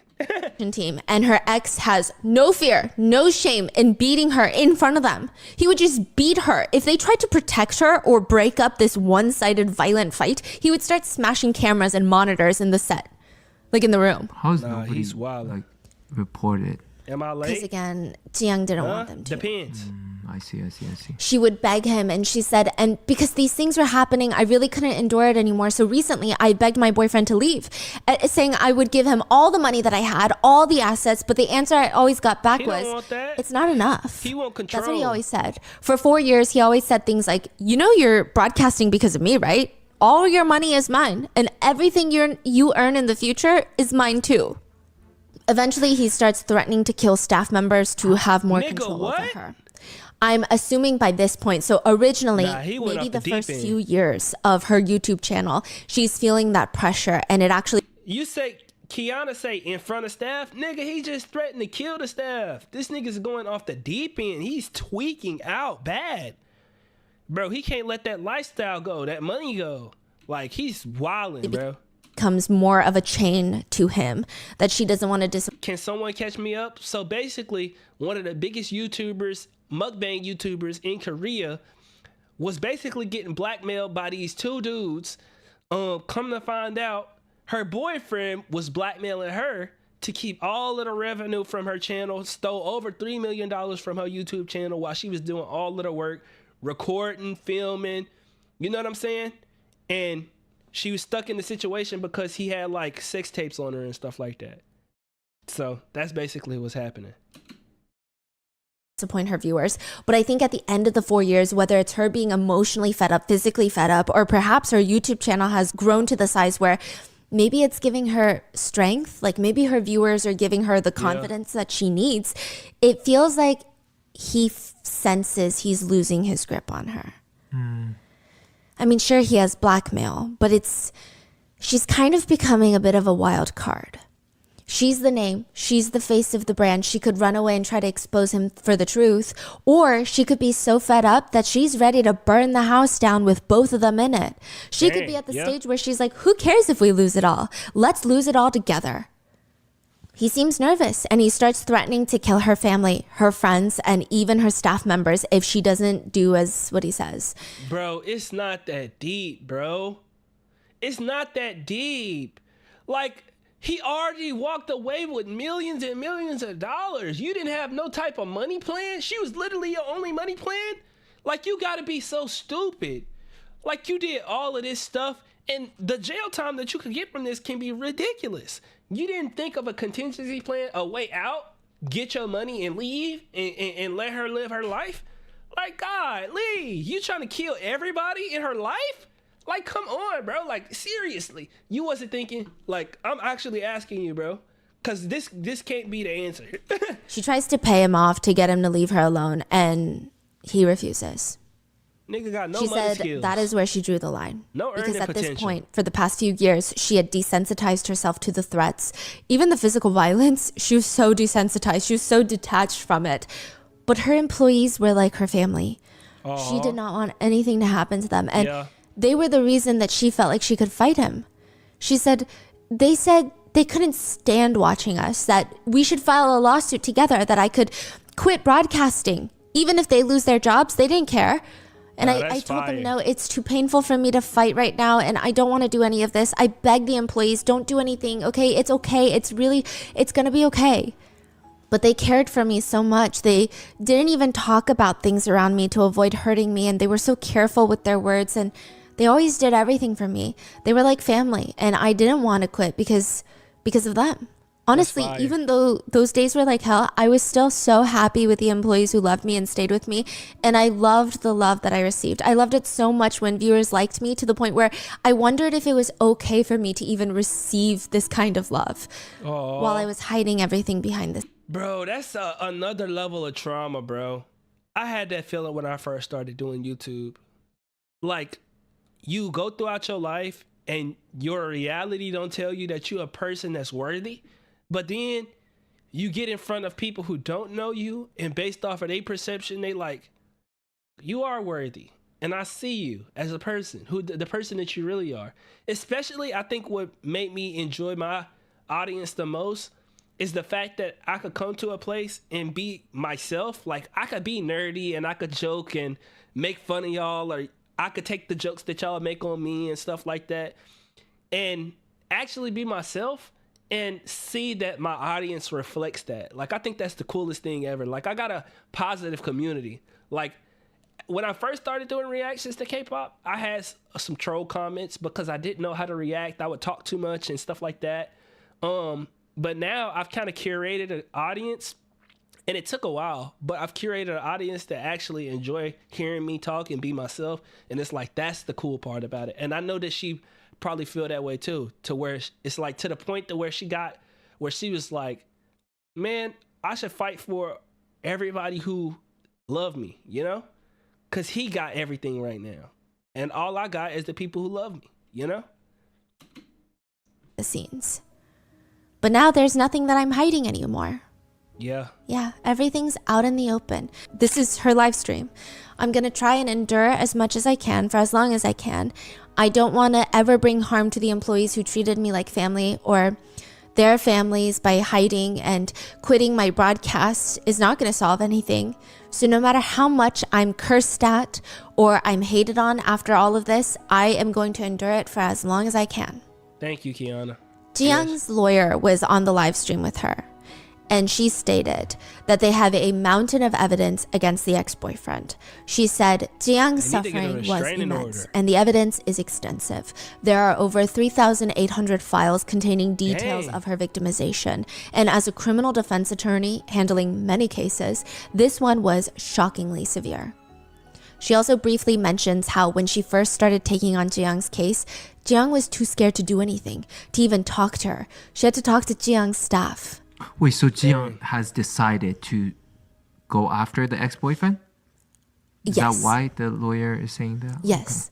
Now, Jiyoung says, so only recently was I able to become independent like this, and I don't want to be known in this way. Even if I'm a victim, I still did bad things, right? So she's saying she still technically participated in under the table ads because her boyfriend forced her to do it. Oh, so she did do it. Yes. But earlier you say... Oh, we're going to get there. So she's saying that she did things that she probably shouldn't have done in her career because her boyfriend forced her to. Yeah, she didn't have a say-so type shit. And so she's saying she still wants to be held responsible, and she did do wrong. She is owning up to that. And she says, but I think I always had it in my heart that someday I wanted these things to be revealed. That's why I turned on this live stream so quickly today, because I haven't been free from anxiety for the past 5 years. Yeah. And now I have the confidence to speak about it. I think many people will be really disappointed about me pretending to be okay all this time. I'm sorry for hiding all of this. I really just didn't want to talk about it online. So I'm sorry if you feel like I was hiding a big part of something from you. I'm really sorry, and I regret my actions and choices. I'm sorry. The one thing that I always tried to live by was don't harm others around you. So never, not even once have I ever harmed anyone. I've never done anything violent or anything like that. So, I mean, even when I was harmed, I endured to never harm others. She ends the live stream by saying, thank you. I tried really hard not to cry while watching the supportive comments, and I'm really thankful. So thank you, and thank you. And I'm really grateful to each and every one of you. Aww. Okay, so she went live because the recording of the blackmail... I ain't gonna lie, when you go through a trauma like that, I can't imagine ever, like, even being in a relationship again. I ain't gonna lie. Like, 4 to 5 years of, like, just straight abuse while you trying to build the career that you forced into, like, that's just, like... Bro, that's a different type of trauma. Like, I couldn't imagine dating for like... I don't even know. I probably wouldn't date again. Genuinely. Like, I done been hurt behind a year-long relationship. So everyone is like, she worked at a hostess bar. She did was in a tax very evasion. toxic What is one. this other thing that Underdog Jay is talking about? Like, what did she do that is so bad? So then she And goes why is he online still and is trying like, to hey, I need to blackmail tell her? you my story, first of all. This is why I started YouTube. This is what's been happening behind the scenes. And there have been instances, maybe we did evade taxes like the management company did, but Facts. it's because it was out of my control.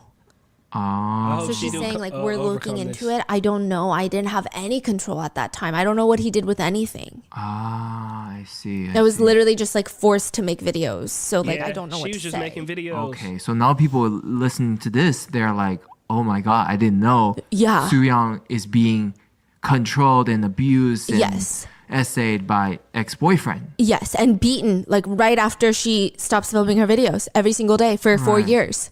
Okay, so that was the biggest news. I see. And as for her ex-boyfriend, is he in jail now? That's what everyone wants to know. Is he in jail? What happened to him? That's not what I'm trying to ask. I know that's a big thing, but so the nigga, I ain't gonna lie, bro, the J dude is so weird. The J dude was trying to extort her for money when he knew that's what the T was? Or is he okay, bro? This make him like he was already weird, but bro, you telling me this dude is so weird that he knows somebody going through something like that, and he was like, "Let me get 40,000 off you, though, bro." It's gonna be a cold day in hell for him, bro. Not gonna lie. No. I don't know how Because he's gonna he's even dead. get into heaven. According to Tzuyang's attorney, Tzuyang filed a lawsuit against her ex-boyfriend for habitual assaults, threats, injury, and extortion, as well as coercion and violation of the Sexual Violence Punishment Act. Tzuyang was seeking $3 Restraining million order. in settlement funds, stating that is how much he took from her YouTube career. She's not even asking for more money. She's like, Yeah. hey, just give me the money that you literally took from my career. And she wants out of the unfair contract where he gets 70% of her earnings for the agreed upon amount of time. So Tzuyang states that she never ever wanted to file a criminal complaint against him, but like she said, he was trying to threaten to kill her employees. Yeah. So she had to draw the line. She contacted attorneys, lawyered up, filed the charges. There were 2 lawsuits against him. One of it was criminal, so the prosecutor's office was looking into him for his crimes, and then the other one was civil, which is between 2 parties. He was facing $3 million. That's what I'm saying. He took a total of $3 million and didn't want to let her go. Like, what were you doing with all of that money? Like, that's what I'm trying to figure out. Do you just want to be a bum and live off her? That's what you like giving, bro. Like, I don't understand. 3 million? Like, come on, bro. In settlement funds that he had to repay back, money he did not have because apparently he was blowing it all after stealing it from Tzuyang. And 2, he was facing up to 5 years in prison for all of his crimes. Now, the cases were both closed, the civil and the criminal lawsuits, because he self-exited. We don't know too many details about his self-exit, but we do know that Hey, he passed away with his mom. what? This is very interesting. With his mom? Yes. So we know that his mom and he died around the same time. Both of them died in cars, but there's no further details. Whether it was a car accident, whether it was carbon monoxide poisoning, it's unclear. And they weren't even in the same car. Huh? Yeah. He got So off he too self-exited. easy. He self-exited. Why? He got off too easy. She need that fucking money, nigga. Oh, he just couldn't handle it. The idea. Handle A the lawsuit? psychopath. Yeah, he couldn't handle the idea that he was facing 5 years in prison. His name was about to be disgraced, and he owed her over $3 million. Nigga, you stole $3 million and had her in prison for 5 years. Nigga, take the fucking punishment. Like, nigga, what? He talking about she talking about some he couldn't take it. But he wanted to dish the shit out. If you can't take it, don't dish it out, pussy boy. Fuck wrong with him? Really? And it's fascinating because Tzuyang was in a living hell for the past 4 years of her life, getting beat twice a day with an umbrella. And the first sign of something difficult, such as, I don't know, the talk about it. consequences of your own actions, Yeah. he just could not handle it. Talk about One it. netizen wrote, the fact that that man crumbled instantly, but this woman stayed strong, though, through it all, shows how amazing that she is, how Bitch ass resilient. nigga, boy. He ends up self-exiting with his mom. So the cases are closed and nobody really found out about it. This was a while back before this blackmail tape was released this year. They still released it? I'm losing faith in humanity every time I watch one of these Rotten Mango videos. So the dude self-exited and all of this stuff took place before niggas tried to blackmail her again, nigga? That's crazy. Get this girl a break. I ain't gonna lie. Bro, they gotta demonetize, delete them channels, bro. If I'm YouTube, I'm deleting them channels. We don't want nothing to do with none of that, bro. What you mean? Nah, that's crazy. Like perhaps a year ago. Did she release this information or? Her attorney did. Oh. Her attorney released this information. So after all of this is revealed, Tzuyang starts clearing things up and sharing her side of the story. And most people, I would say almost all people, were very supportive of Tzuyang. They just wanted to help in any way that they could. Her subscriber count surged to over 200,000 new followers in 24 hours after her initial live stream. One comment reads, "Just give life sentences to those trash who blackmail with tapes. Thank you for never giving up in your life. You're stronger than anyone I know. Thank you so much for enduring all of that. Take a good rest, and we're going to be back when you get back. We will all be waiting for you." The former agency CEO is really a terrible person, dying by self-exit without facing punishment. Horrible human being. I hope he receives burning punishment in hell every single day. How did his But mama... a few netizens were focused on something else. They were asking, wait, then who the hell is the leak? So if the ex-boyfriend is dead, who reached out to all these YouTubers to give them blackmail material on Tzuyang? Yeah. Because they're thinking, okay, if the ex-boyfriend is alive... But what are they even trying to blackmail her with? They're saying basically she's like doing illegal... I'm glad this going in the right direction. You see how I got mad after I'm glad this going in the right direction. The boyfriend didn't leak it. What y'all trying to leak? Why y'all trying to add more fuel to the fire? Oh yeah, we getting to the bottom of this. That she worked at a hostess bar in the past. That she is potentially evading taxes because that's what the boyfriend was doing. And that she was probably still doing under the table ads, even though she said she wasn't in 2020.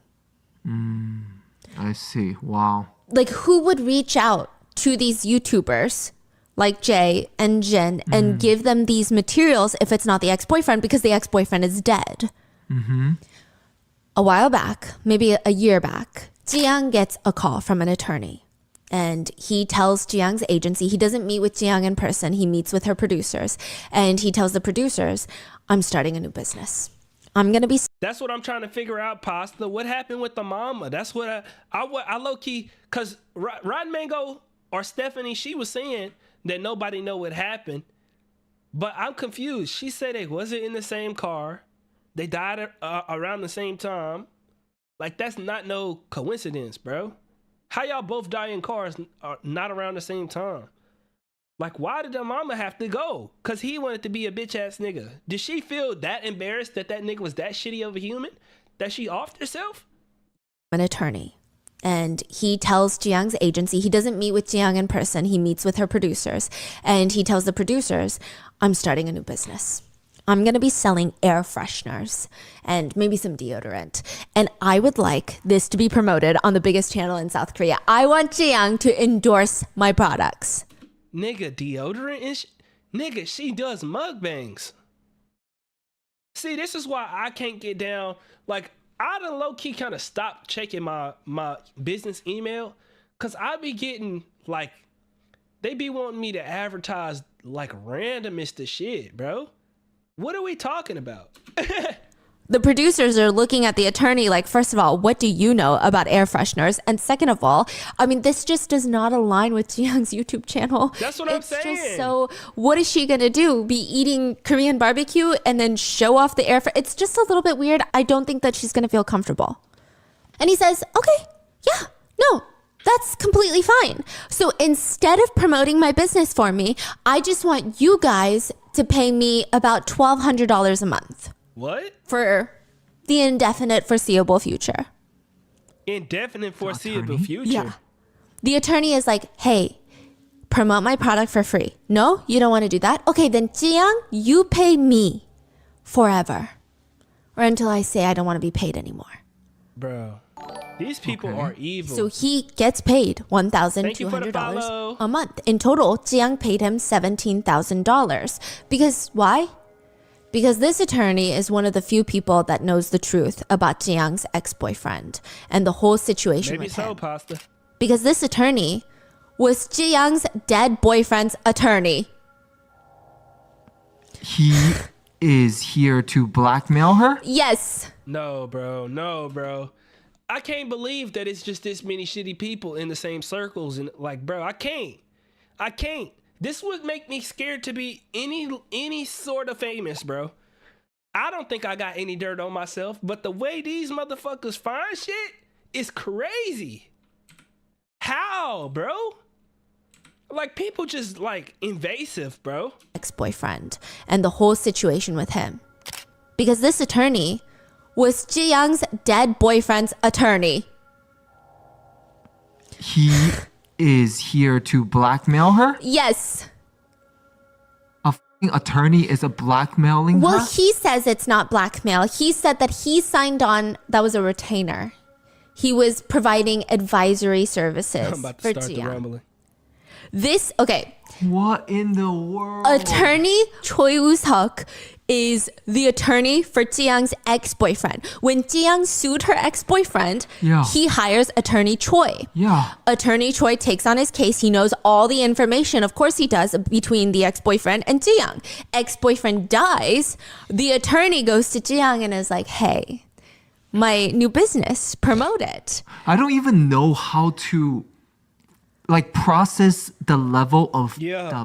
of this situation. That's Yeah. what I'm saying. No. Like number one, you are attorney.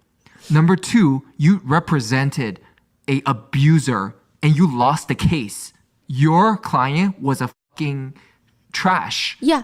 But you turn around, you're like, let me harass the victim even more. Bro, this For poor more girl money. can't catch a Yes. break, bro. Like, I don't even know how to process how fucked up this is. Yes, but it's going to get even worse.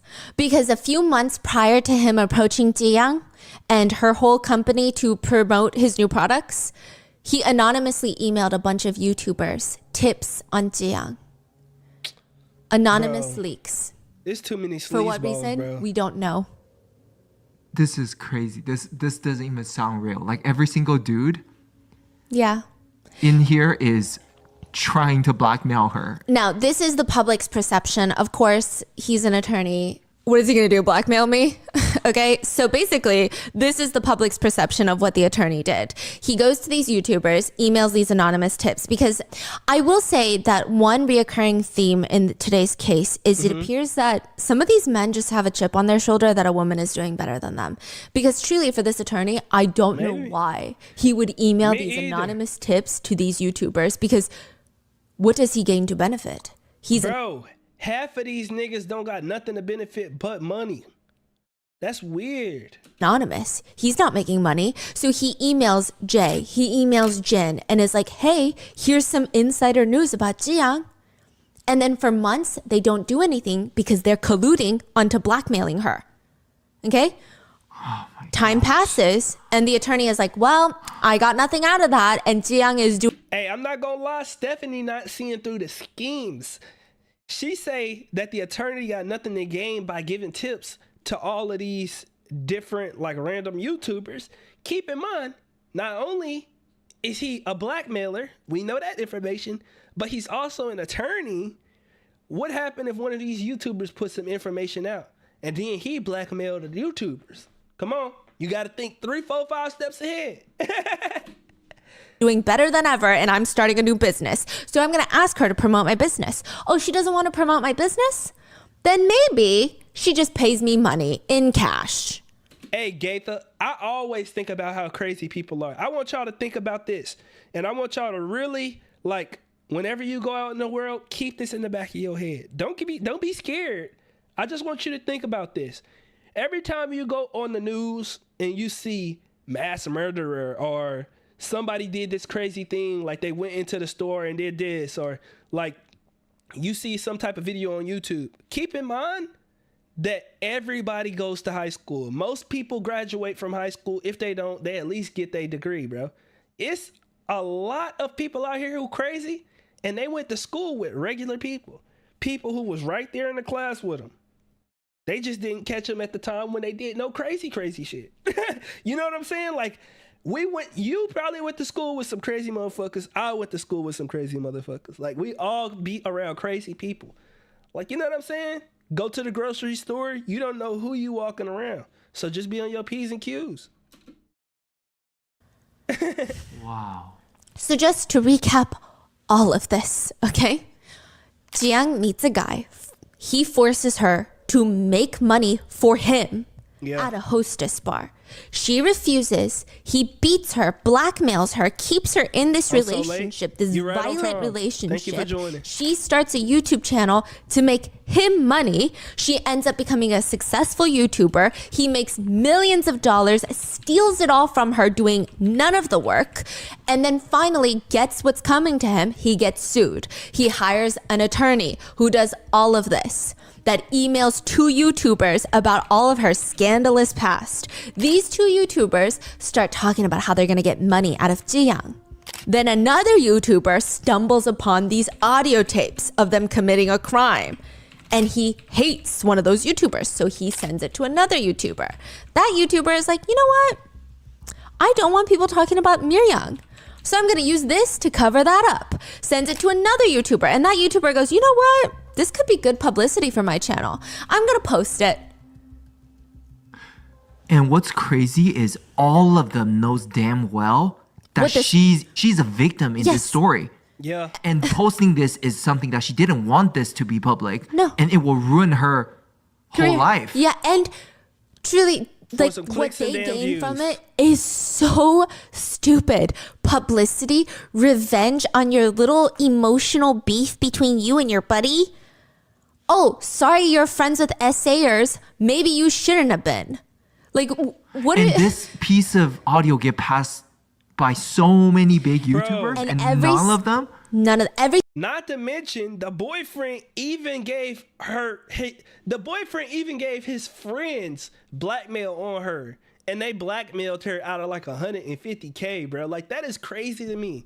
She was just surrounded by honestly, some people in the world, like, they be in positions where it's just like, I don't know why you in this position, but I'm praying for you.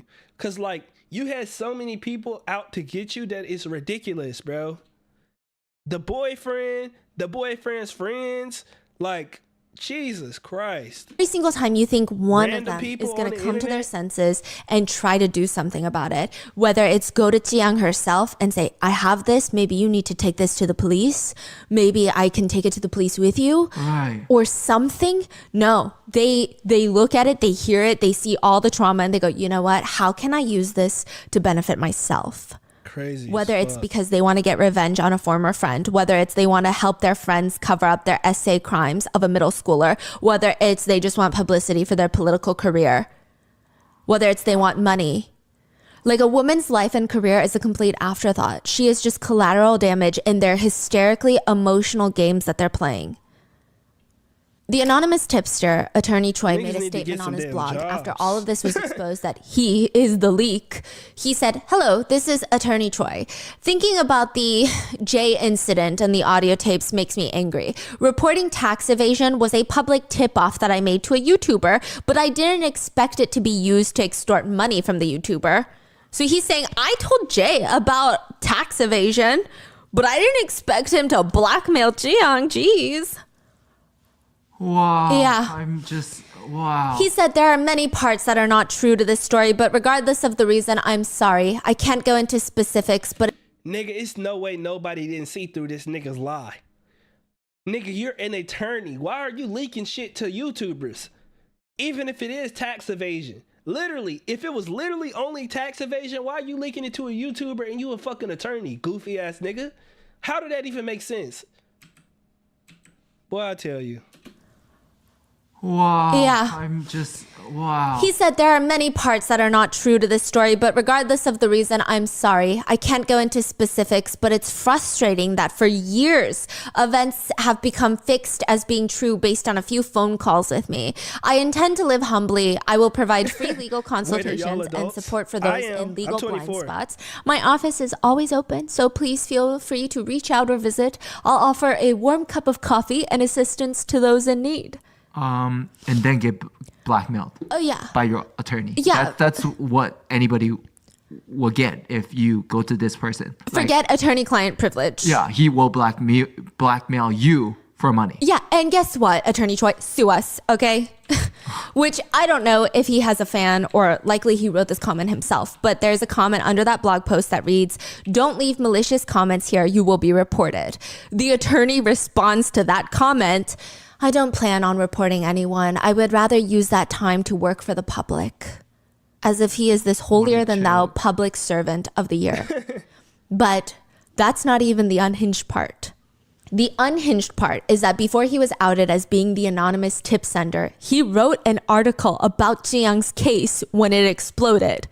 Right when the blackmail tapes came out, he wrote an article about it because everybody was talking about it. He wrote a legal article acting as if he had no connection to this case. He wrote, in this instance, would a crime of defamation be established? There are two types of defamation: defamation under the Information and Communications Network Act and defamation under the Criminal Act. He's literally acting like a random attorney online that's giving their input on this mainstream media news that's unfolding. Netizens commented on this whole situation of him being involved, saying, I feel so bad for Tzuyang. There are so many people attacking her. And to think that even a lawyer is doing it? I mean, how many people are trying to bring this girl down? Why are there so many old bastards trying to get something out of her? It's scary. Ridiculous that somebody works so hard to become an attorney and then leaks information to YouTubers. Why are there so many trash, crazy people out there? Even this attorney is crazy? Yeah, exactly. I feel nauseous thinking about her case. How many people are trying to get something out of a 20-something-year-old girl? I mean, my heart truly hurts. I applaud Tzuyang for getting the courage to speak out about it. I hope the rest of her life is filled with just good memories. It's so sad that we still live in a world where everything a woman has worked for, her career, her success, everything means nothing to anyone as long as someone thinks that they can call her a or has some sort of weakness about them. And to think that she is the most powerful YouTuber in South Korea makes this all more depressing. So crazy. One of the main YouTubers who were involved in the initial phone call, the blackmail calls, Jin, how makes is she? the first apology video. Has she posted any videos recently? This is not the main guy, Underdog J. This is Jin. So he's like the one calling, like, oh, That got like $2,000 from the blackmail. Now, it's an apology video that he starts off by basically stating more accusations and just baseless rumors against Tzuyang. He's like, by the way, I also received other tip-offs that her voice is so raspy because she throws up after every video. And it's like, what are you doing right now? And I don't think he can help himself. He says it as if he's just being so transparent and stating the facts of how everything went down. But it's so clear that he's hoping to cause more harm to Tzuyang, or he's hoping that this will be the main conversation that people will talk about. Yes. Like I think he said that because he truly believed that this will discredit her. Like this will make her seem like a liar or a fake person or whatever it is.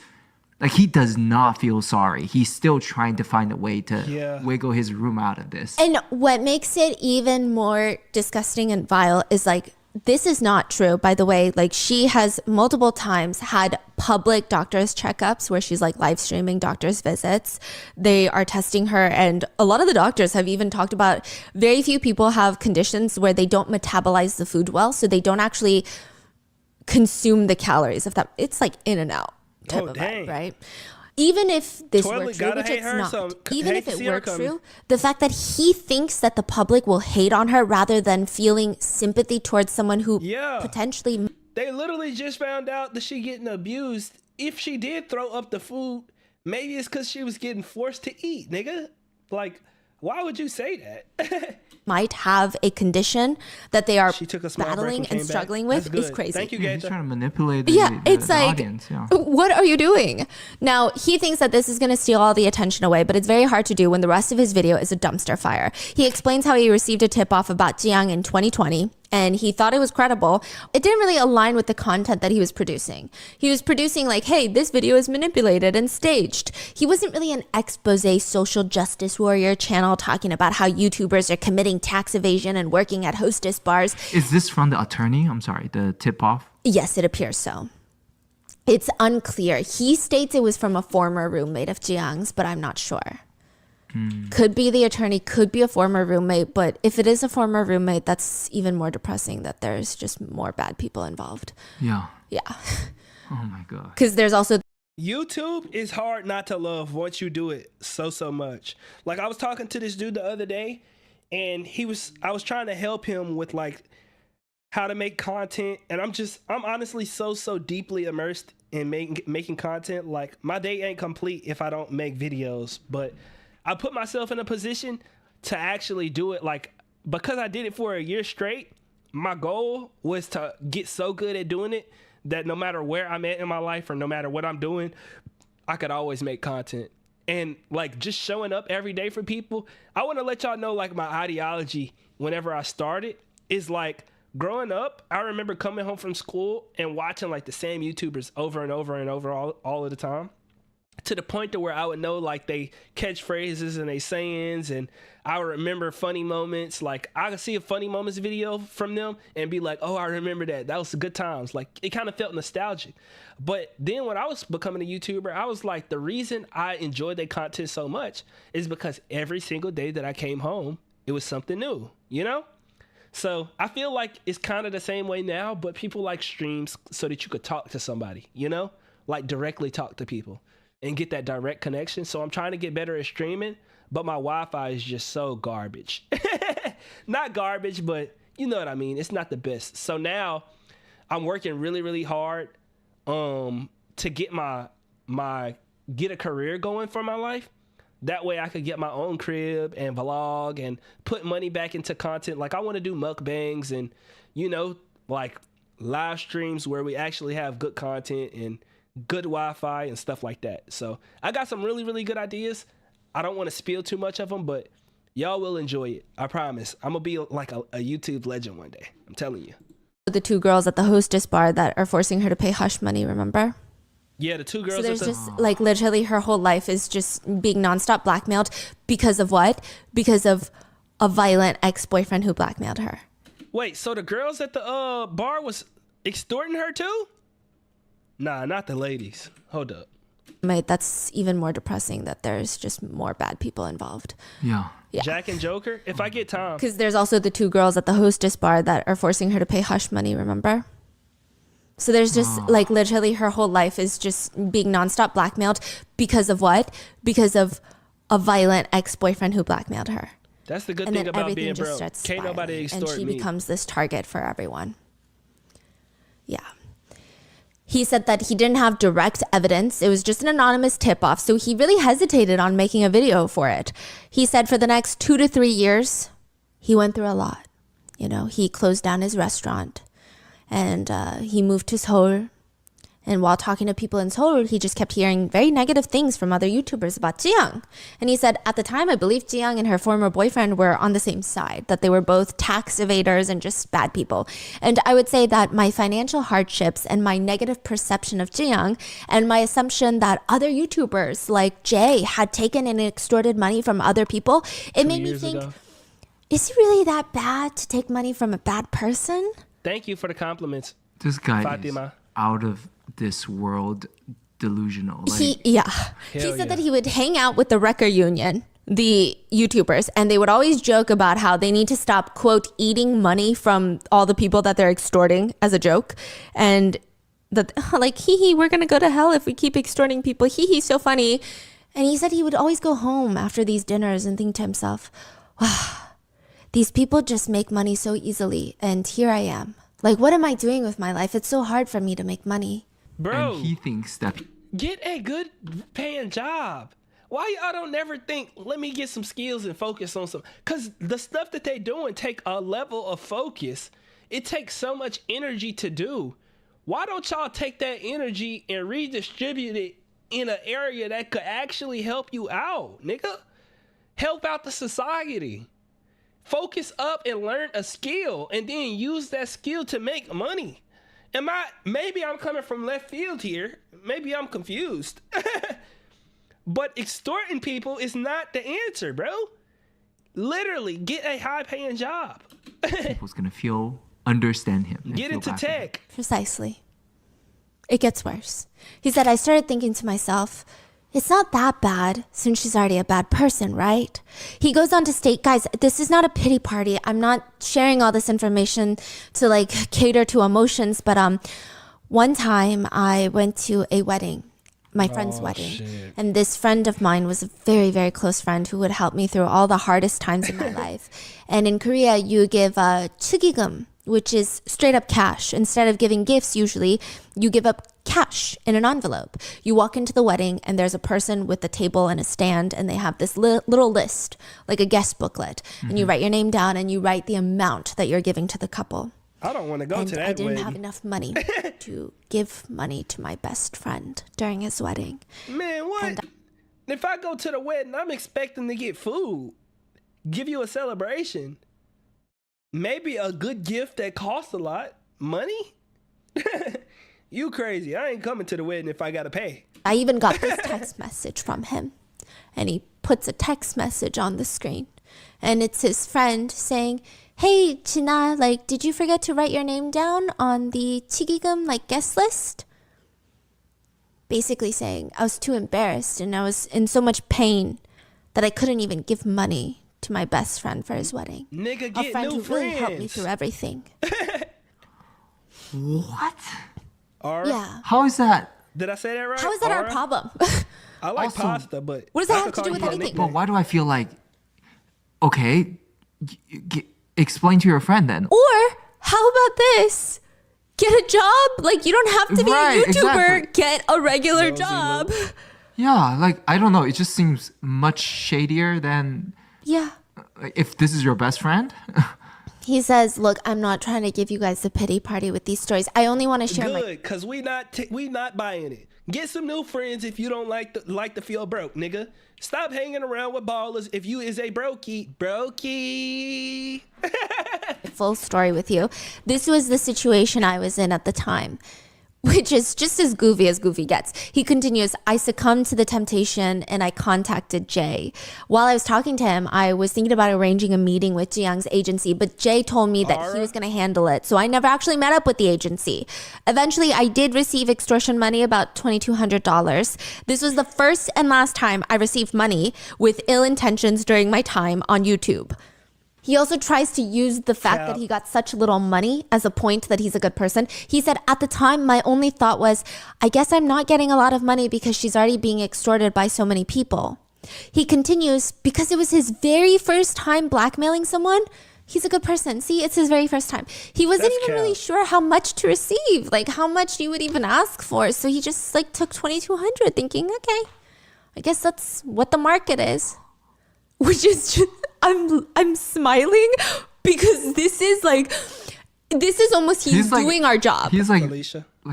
Dumb and Dumber. Like Yes. he's like a criminal, but like Oh, that's so cool. dumb and Yeah, like I'm smiling because it would have been really annoying if he was so smart that he was actually able to use his evilness to convince people that he was somehow not this bad person, right? But he's just so dumb that he's sitting here digging his own grave. yeah. It's crazy.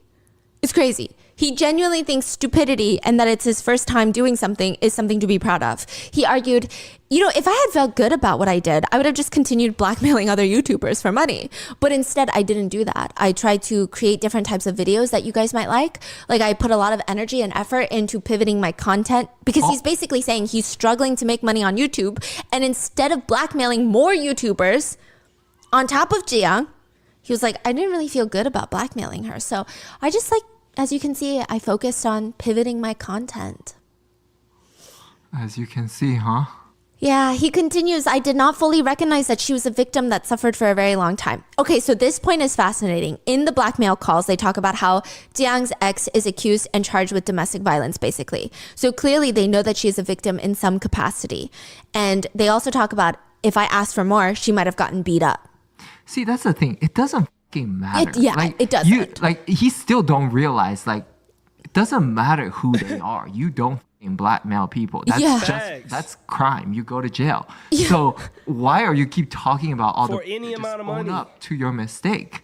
He won't. Yeah, he he's refuses. He's like, oh, this. And since when is $2,200 not a lot of money? That's my question. Now I know I'm not I ain't got grown nigga money, but that's some bills that you paying with $2,200. That might even be a nice rent for a nice little place. What are you talking about? I didn't blackmail her for that much, nigga. $2,200 is a lot of money, nigga. You know how much money you could get for $2,200? I mean, you know how much food you could get for $2,200? Man, what?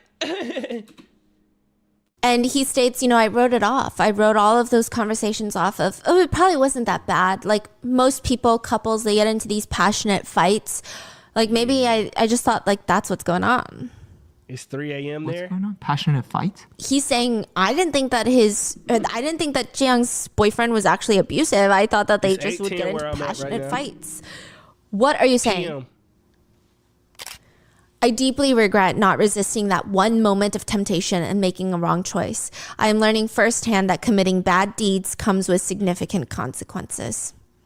Now, this next part of the apology needs to be studied by the American Psychiatric Association and placed into the DMC-6 or something because I'm here. I don't even know how to describe it. He says, but regardless of the situation, the fact that so many people are supporting and rooting for Tzuyang now is such a relief to me. I know it really isn't my place, but I hope that Tzuyang will continue with her success and not be burned by others and will be happy. He said in light of the situation, he does try to look for the silver lining of things, and he gets to defriend all the cyber wreckers. You know, he didn't really want to be friends with them anyway, so this is a good way for him to not be friends with them anymore. He also had this image on YouTube, he said, that made him uncomfortable. You know, people thought he was kind of this moral guy, good guy. And it was a lot of burden for him, and now that reputation is gone, so... And he was also trying so hard to hide his financial wreck status from everybody. But now that's out in the open as well. Wait, I'm so sorry. He said people thought I was a good guy, and that's burdensome to him. Yeah. To like live Wow, up to you the must be a standard. really fucking shitty guy to be burdened that people thought you were a decent guy. That is crazy statement to be made. And the fact that he's like, I can't believe people think I'm a good guy. Like I'm evil. So the fact that He was I was shook. stressed. Now that everybody know that I'm evil, I feel relieved because I am evil. Now that you like pointed out that way, yeah. No, Nah, it's, facts. He made a good point. yeah. That is crazy statement. And the Buddy was sitting there stressed. Dang it, they leaving me good comments. What am I doing wrong? fact that he's like, I was trying so hard to hide the fact that I was broke from everyone. And now that that's out in the open too, it does feel better. He's like, it does feel like a weight has been lifted off of me.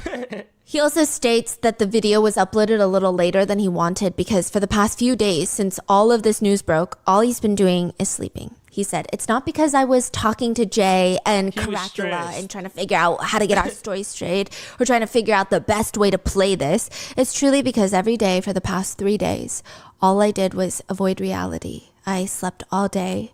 I ate just one meal a day. Nigga thought his So just career was eating over. one meal a day. He also says it like everyone is going to fall to their knees and start babying him in the comments. The way he says it is Yeah. very like I like to see y'all making friends in the chat. netizens naturally wanted to like Hold up. Isn't it rare in the legal world to trade imprisonment for 3 million won? his apology on fire. It feels very much like he's trying to justify his actions because he believes other people are so much worse than me. So I'm okay. Because remember, this is the guy that runs the YouTube channel figuring out which videos are staged or manipulated.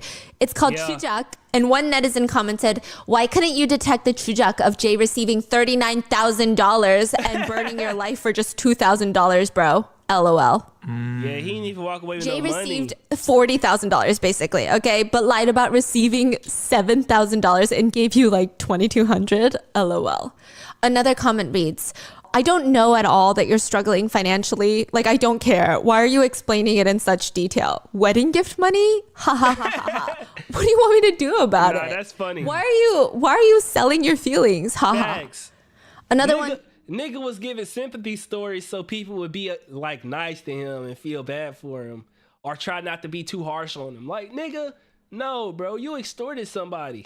You was just as bad as everybody else. If that nigga came to you and say, we got 150,000, I'm gonna give you 50,000, you would have took the damn money. Like, shut up.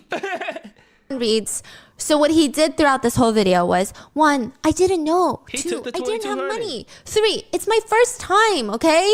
4, I'm being treated unfairly. 5, I'm having a hard time. I only ate one meal. 6, I'm not that bad of a person. Yeah, that's basically what he said. Yeah. Another netizen comment just reads, honestly, he just seems like the biggest idiot out of the 3. Yeah. That Probably too, so. yes. That's why he wasn't Now, in there. Jay, Underdog Jay, negotiations. goes on to address the situation through a video as well.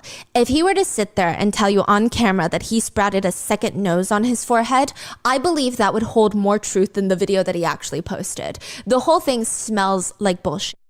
I think there is a fine line between confidence and pure delusion. I think Jay has never even seen that line because he is so far deep in Delulu land. He is sitting with confidence in front of the camera, and with his full chest, he explains, this is not a case of Tzuyang being blackmailed by me and by YouTuber Jin. This is a case of two scam artists, YouTuber AK and YouTuber Pan. The first two that received the blackmail footage. So AK gets it from Jay's phone and gives it to Pan. See, all of them are pointing finger at someone else Yeah. and saying that, no, they are the messed up one. First, AK, the YouTuber, former friend of his, took his phone and illegally obtained a copy of the audio. Second, Pan, the YouTuber allegedly using his story to cover up for his alleged SAR friends involved in the Miryang 44 case. This is them, okay? Speaking of the type... Nigga, how are you going to explain you on the phone talking about I paid for my car with extortion money? Nah, this dude is definitely deep in delusion, bro. How he just go skip over all of the stuff that he said on the phone? Nigga, the extortion stuff is literally you on the phone being the boss. Like, you're literally the kingpin. Title of this video is I will report AK and Pan for their second assault incident against Tzuyang. Come on, nigga. It's not an apology. It's a video about AK and Pan. He says, this is truly about how they victimized Tzuyang a second time. This is not about him. This is how they illegally obtained recordings to expose private matters, to open Tzuyang's wounds, just to what? Explain themselves, feel better about themselves, get revenge, to cover up for Miryang 44. He states, I indeed did in fact receive money from Tzuyang. However, I did it. I received the money to give it to other YouTubers who are blackmailing her. I am the middle... Man, who the fuck do you think you fooling, nigga? Not nigga.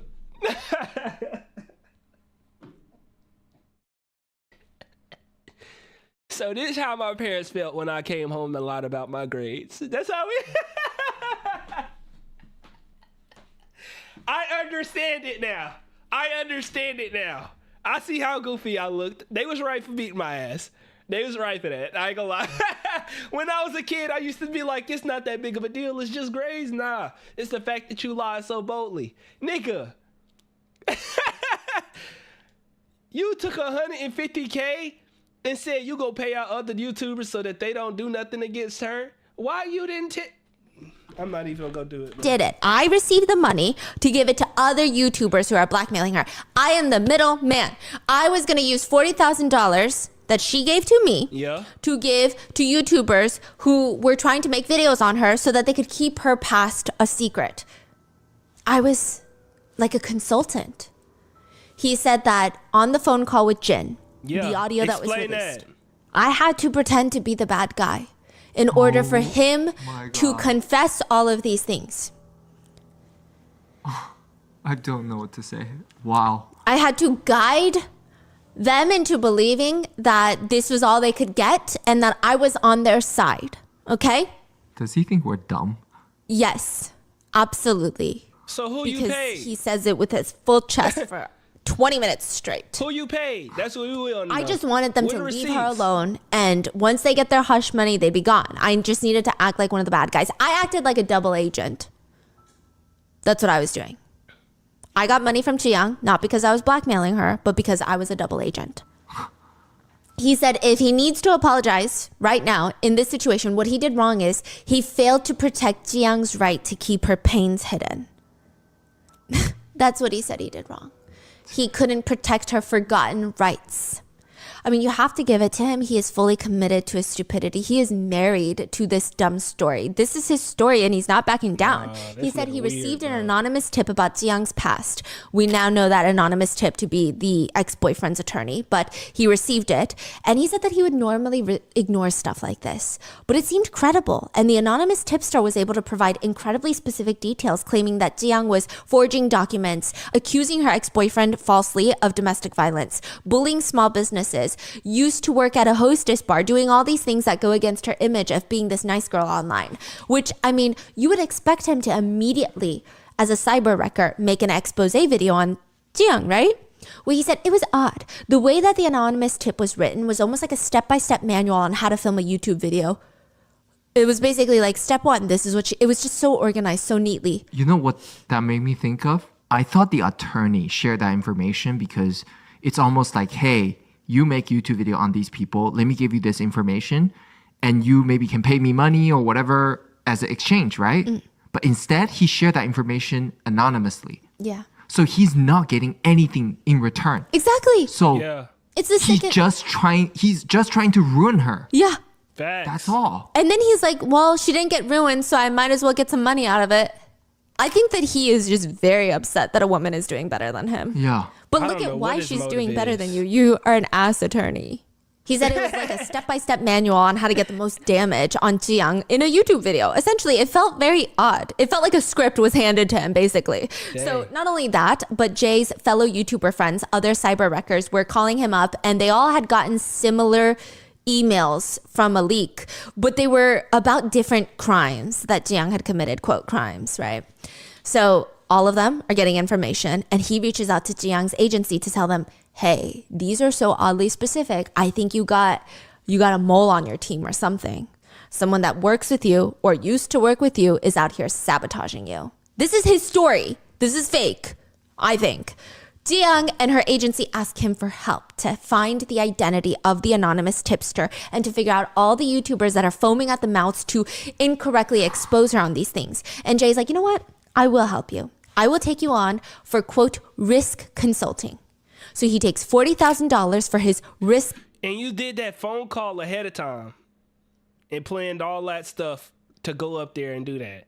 You're not that. Stop it, consulting bro. You're not him, services. That's what he says, but it's very much likely it was just blackmail because they did need a contract and they can't write blackmail on the contract. Yeah. So they wrote risk consulting. For $40,000. What are you talking about right now? Yeah.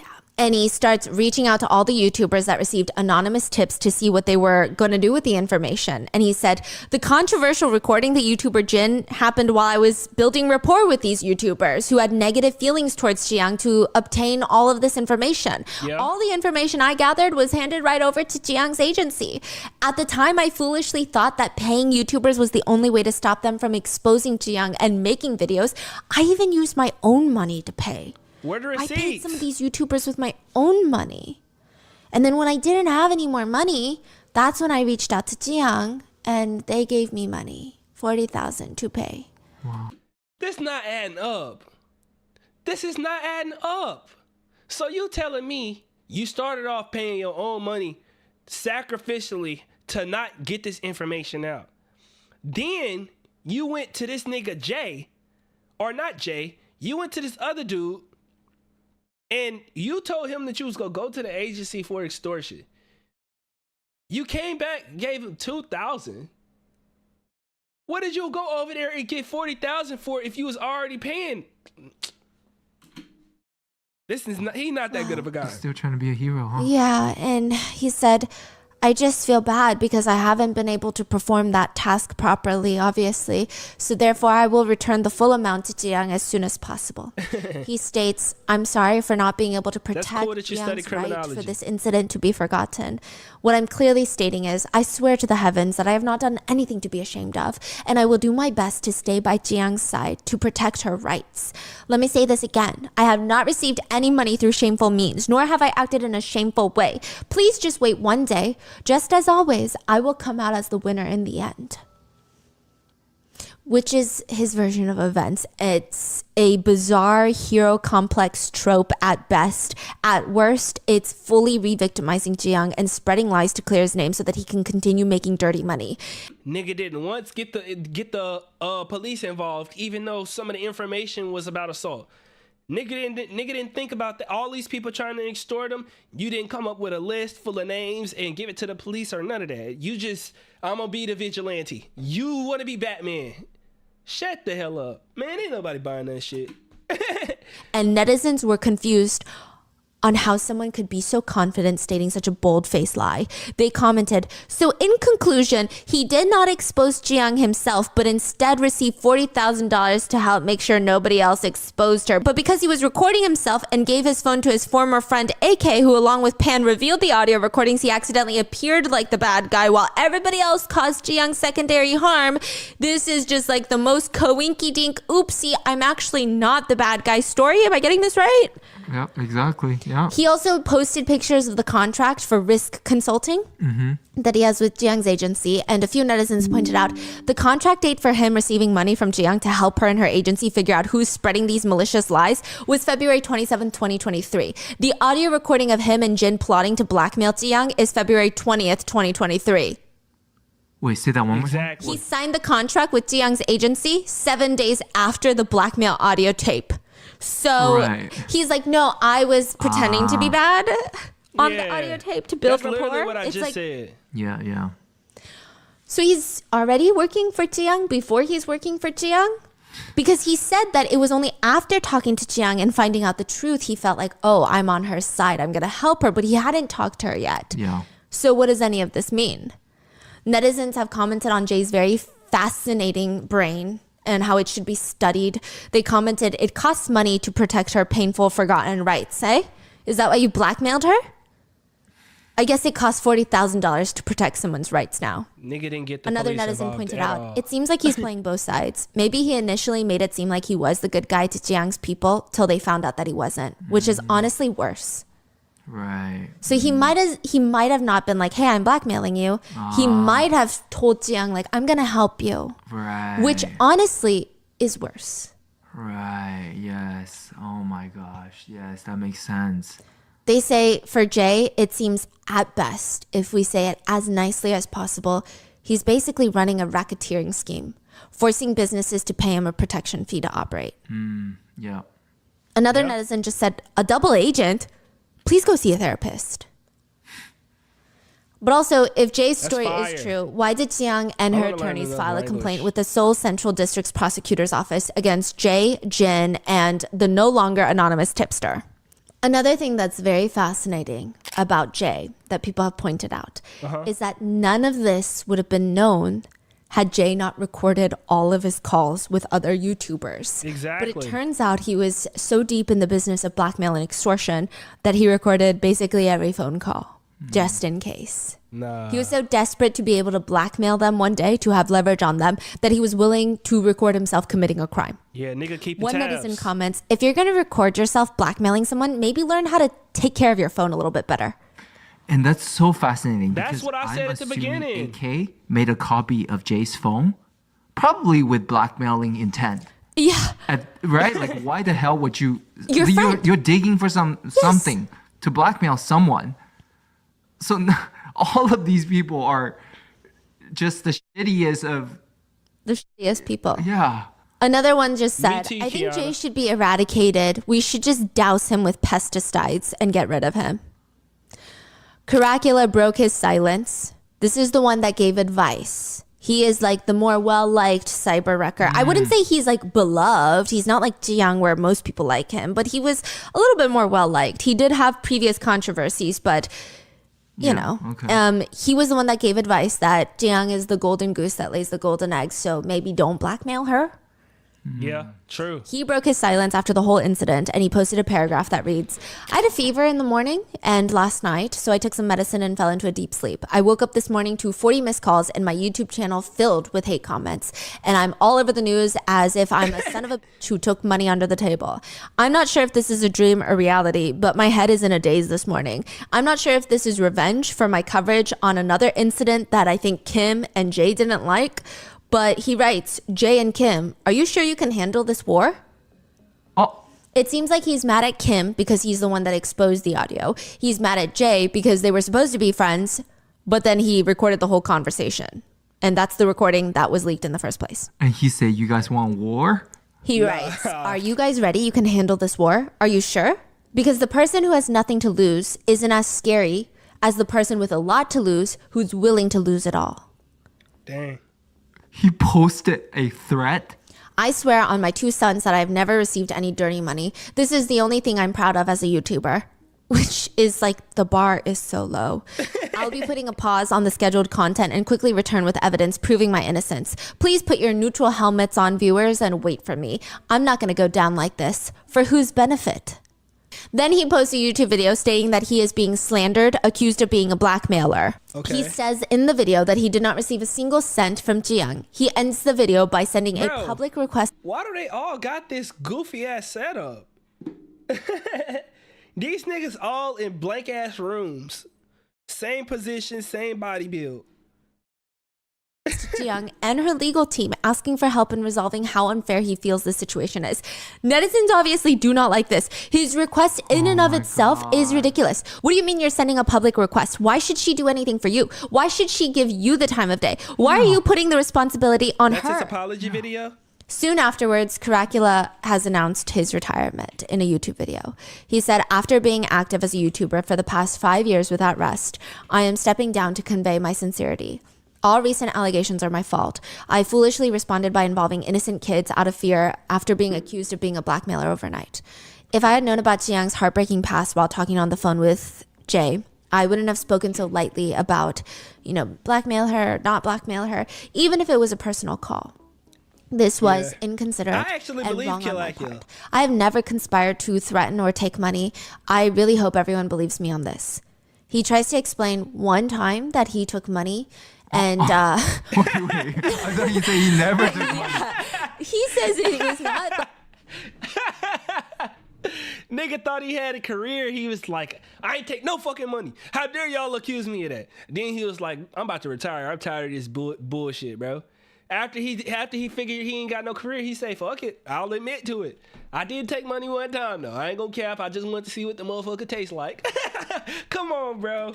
Blackmail money, kind of. He said, okay, it's somewhat paraphrased for clarity, but he said that he was receiving money from a person known as Suit, who's currently in prison for fraud. Dang. He said in 2021, my channel was about cars, which is why my channel name is Cacula, car and Dracula combined.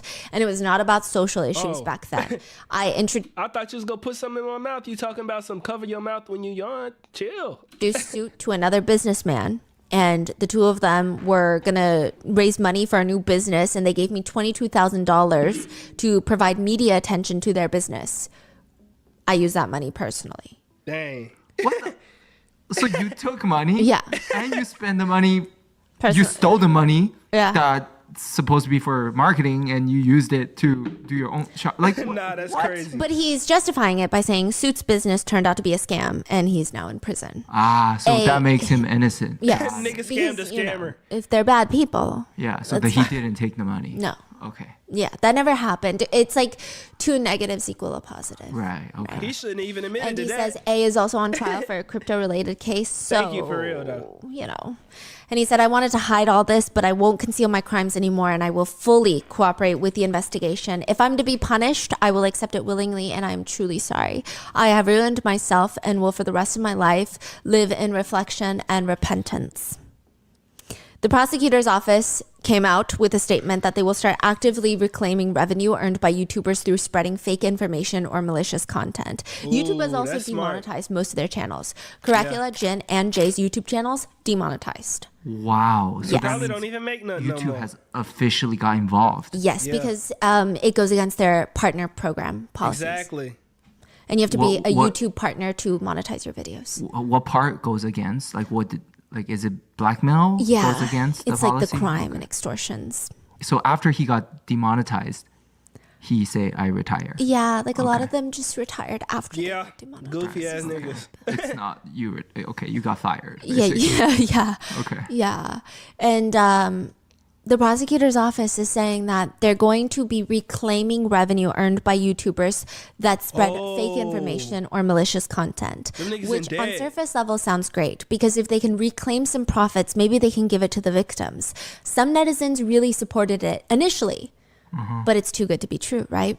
Other netizens are concerned. They comment, in other words, sure, this case But think about all the other cases. In other words, all channels the prosecutors find offensive will be considered criminal channels and they can claim profits from them. So they have control. Yes. And another comment said there's so much room for this to be abused. If the prosecutions can claim profit as proceeds of crime for defamation, it means they can pressure the political channels that criticize the government or their work. Yeah. Another comment reads, so they want to bully YouTubers who talk shit about them, and they're using this case as the excuse and the example. So it's getting very messy. The Bar Association is investigating attorney Choi, the one that leaked the information to the YouTubers. Some people say that he might not actually get in any trouble because technically there is no attorney-client privilege since A, the client is dead. Additionally, he did not leak any information that I guess is unfavorable to the dead client. And Tzuyang was never his client. He also signed the contract with Tzuyang to be her advisor after he already leaked the information to YouTubers. Which is morally even more disgusting, but legally it could help him, is what a lot of netizens are concerned about. Facts. And this just feels like I was going to say defamation, of but a bunch of men feeling like they could take a piece of Tzuyang. That they're all just trying to exploit her weaknesses, her victimization to further victimize her. Like they look at this successful woman who has already been victimized to hell and back, and they think, how can I get something out of her next? Exactly.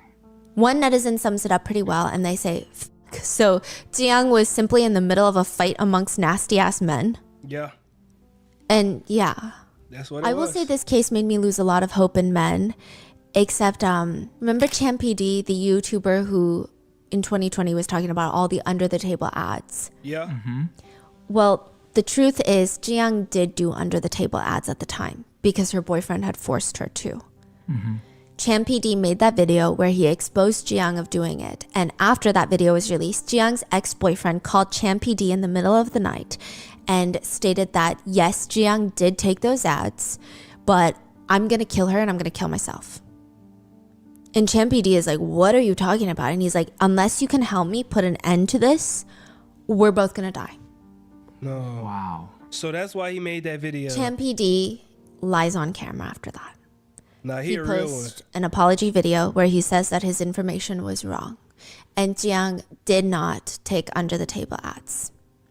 He goes on a live stream with Tzuyang, and even though he wasn't wrong, it didn't matter to him because Tzuyang's life was in danger. I don't think that he knew that the ex was abusing Tzuyang to that extent, but clearly he's a very scary person if he's threatening to, you know, Man, what? self-exit with her. He just thought, I can't Immediately let going to the her police. die.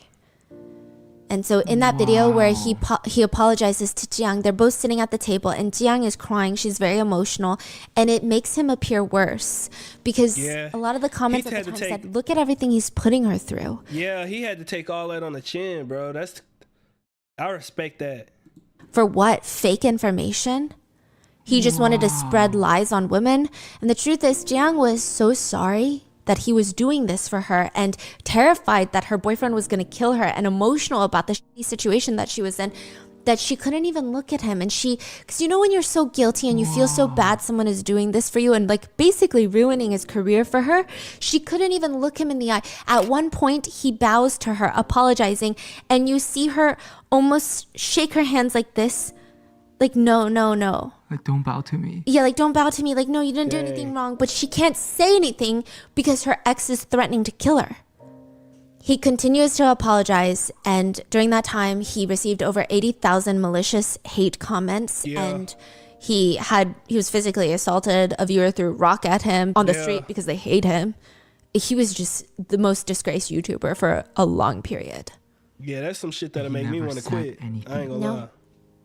And Tzuyang was able to gain her career back after that because people actually rallied behind her. How and this information was shared when? By another YouTuber who seems to have audio conversations between them. I don't know if a friend leaked it or something, but How is everybody getting audio conversations? I gotta watch myself, bro. there's a phone conversation after all of this. And it's Champ PD talking to Tzuyang, and he basically says, it's okay because I was able to save someone. And I'm a business person, so even if I don't do YouTube anymore, I will make a living doing something else. Facts. Why couldn't her man think like this, man? Damn. That's what make me mad. He a real nigga, bro. It's like, bro, you can earn money another way. Like, you can't get nobody's life back, though. And Tzuyang is profusely apologizing to him, and he just tells her, you don't have to worry about me. How's your health? You don't have to feel guilty. It's a happy ending if you keep brightly doing your broadcast for the fans who have been waiting for you. I'm much older than you, and I have a lot more experience in society, and I can endure it. I hope you stay healthy and you spread your positive energy to others. Personally, as a fan, I would love to see you broadcast again soon. Because she keeps apologizing. And he keeps reassuring her, if you keep worrying about me and thinking about the attacks on me, everything we've done becomes meaningless. Yeah. Okay? That just makes it harder for both of us. Just take care of your health and stay mentally strong. And don't pay attention to the trolls and haters. You have lots of good fans around you and fans who truly love you. You felt that a lot, right? This time you felt the fans' love. So stay strong, okay? I want you to do well, Tzuyang. And rest well and make sure to eat properly, okay? Yeah, he was probably following the whole thing, Thankfully, the whole case. He's getting a lot of love now. I don't think he's addressed the situation at all. He's just posting his little food review videos. Yeah, I and wouldn't people either. I just handle my business. How can there be such horrendous people on the same platform as Tzuyang and Champidi? Yeah. And Tzuyang's team, they seem like her protectors as well. They never really get... I was going to say before the end of the video, shout out to her team, because they was the ones who really gave her like the strength to really, you know what I'm saying, handle business. And I will say, even though like at the beginning I was going to just say her, I feel like bro who did that, low-key kind of made her want to stand up for him too. Like, obviously, she wanted to stand up for her team who helped her, but somebody that sacrificed their career, you like, bro, so many people standing up for me and sacrificing their careers for me. Like, I got to do what I got to do. Get the recognition because they're behind the camera, but it seems like they were the ones that gave her the strength to even get an attorney. And Tzuyang herself, she's a survivor. While all these other men involved, I mean, I don't know. I don't think that there are acceptable words in any language to describe what they are. To them, they see a woman's success and they can only think, how is that going to benefit me? How can I take that from her? How can I get a piece? Back in 2021, and this makes me even more upset, a netizen even suspected that something strange was happening with Tzuyang. In 2021, thank you, Sora. They wrote in an online forum, Tzuyang seems a bit naive. I don't know, something about her videos. It feels like a bear that is doing all the work while someone rich behind the scenes is making all the money. And thank you, Kiana. I mean, have the people that work for her and her channel, have they ever been revealed? Like her business? Who is their manager? Does she have some sort of agency? They I don't know how even else to put it. It just they feels don't like got to. she's doing all the work and someone else is profiting.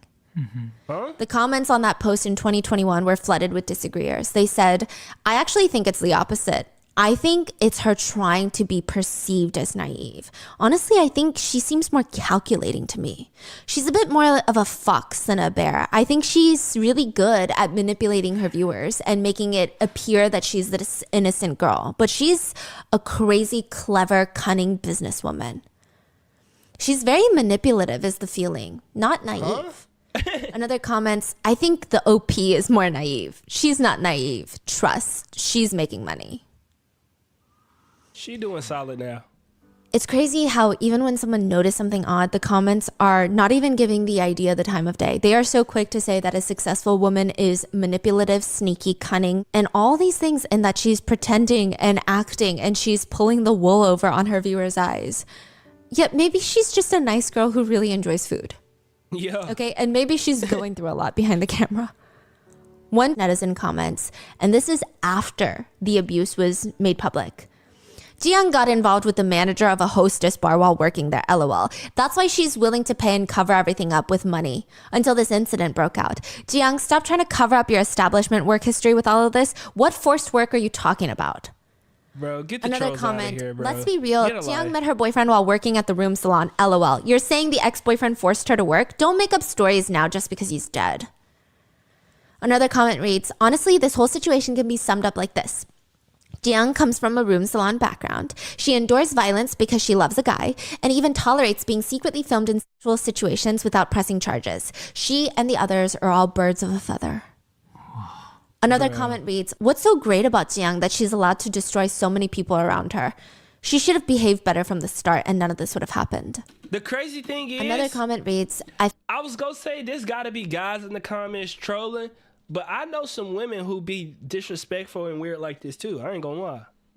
find everyone hard to believe. Jay, because of his past controversial behavior, but even Tzuyang. I wonder if we can truly trust her just because what? A few tears and a few pieces of evidence? A few pieces of evidence, nigga. The lawyer said 3,000. Like, are you okay? 3,000 pieces of evidence, nigga. If you look at this closely, Tzuyang was blackmailed about her past, but instead of reporting it, she gave money. It's clear there's probably something bigger she wants covered up. Wow. Her ex self-exited, so if Tzuyang says she's the victim, then the story is she's the victim. To me, they all just seem like the same kind of people. One comment from Tzuyang's video reads, "From now on, we ban your I'm sorry. Those who should apologize are walking around with their heads held high. And why is the victim apologizing?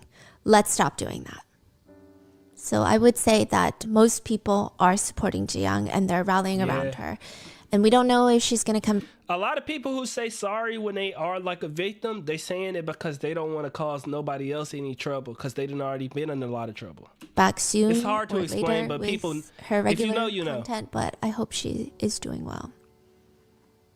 And that is the very complicated case of Tzuyang. I did see some coverage of the case in English, and I do think that the biggest element of the case, obviously, is Tzuyang's story and her abuse. But I think even the re-victimization of the blackmail and just the series of people, because her ex-boyfriend, I'm so sorry to say this, is dead. And I think that that can give closure so that he can no longer hurt more victims and victimize other people and continue to victimize Tzuyang. Whereas these YouTubers, they're very much around and they can victimize more people. Yes. They can Facts. continue Even without a YouTube channel, they could give information and do all, you know what I'm saying? doing these deeds. And I think Yeah. that and that they have influence. People will listen. Yeah. And they have money, it seems. So I do think that that is something that needs to be talked about. It's not just her ex-boyfriend. It is a series of really bad people that took advantage of A Tzuyang. lot of bad people. What are your thoughts on this case? Did you know that it went Where the- this deep? And Where the boyfriend's friends too? I didn't hear nothing about that. I kept trapped. I kept tabs on everybody. Oh yeah, what happened with them? this dark? Let me know in the comments. I'm sorry if it got a little bit confusing. And Nah, stay safe. I I'll tracked see you it in the next one. perfectly. Woo, that was a long one. That was a long one, but it was one that I definitely needed to see. Thank you for recommending that one. That was a crazy story. Like crazy story. I don't wish that on nobody. 5 years of that is actually insane.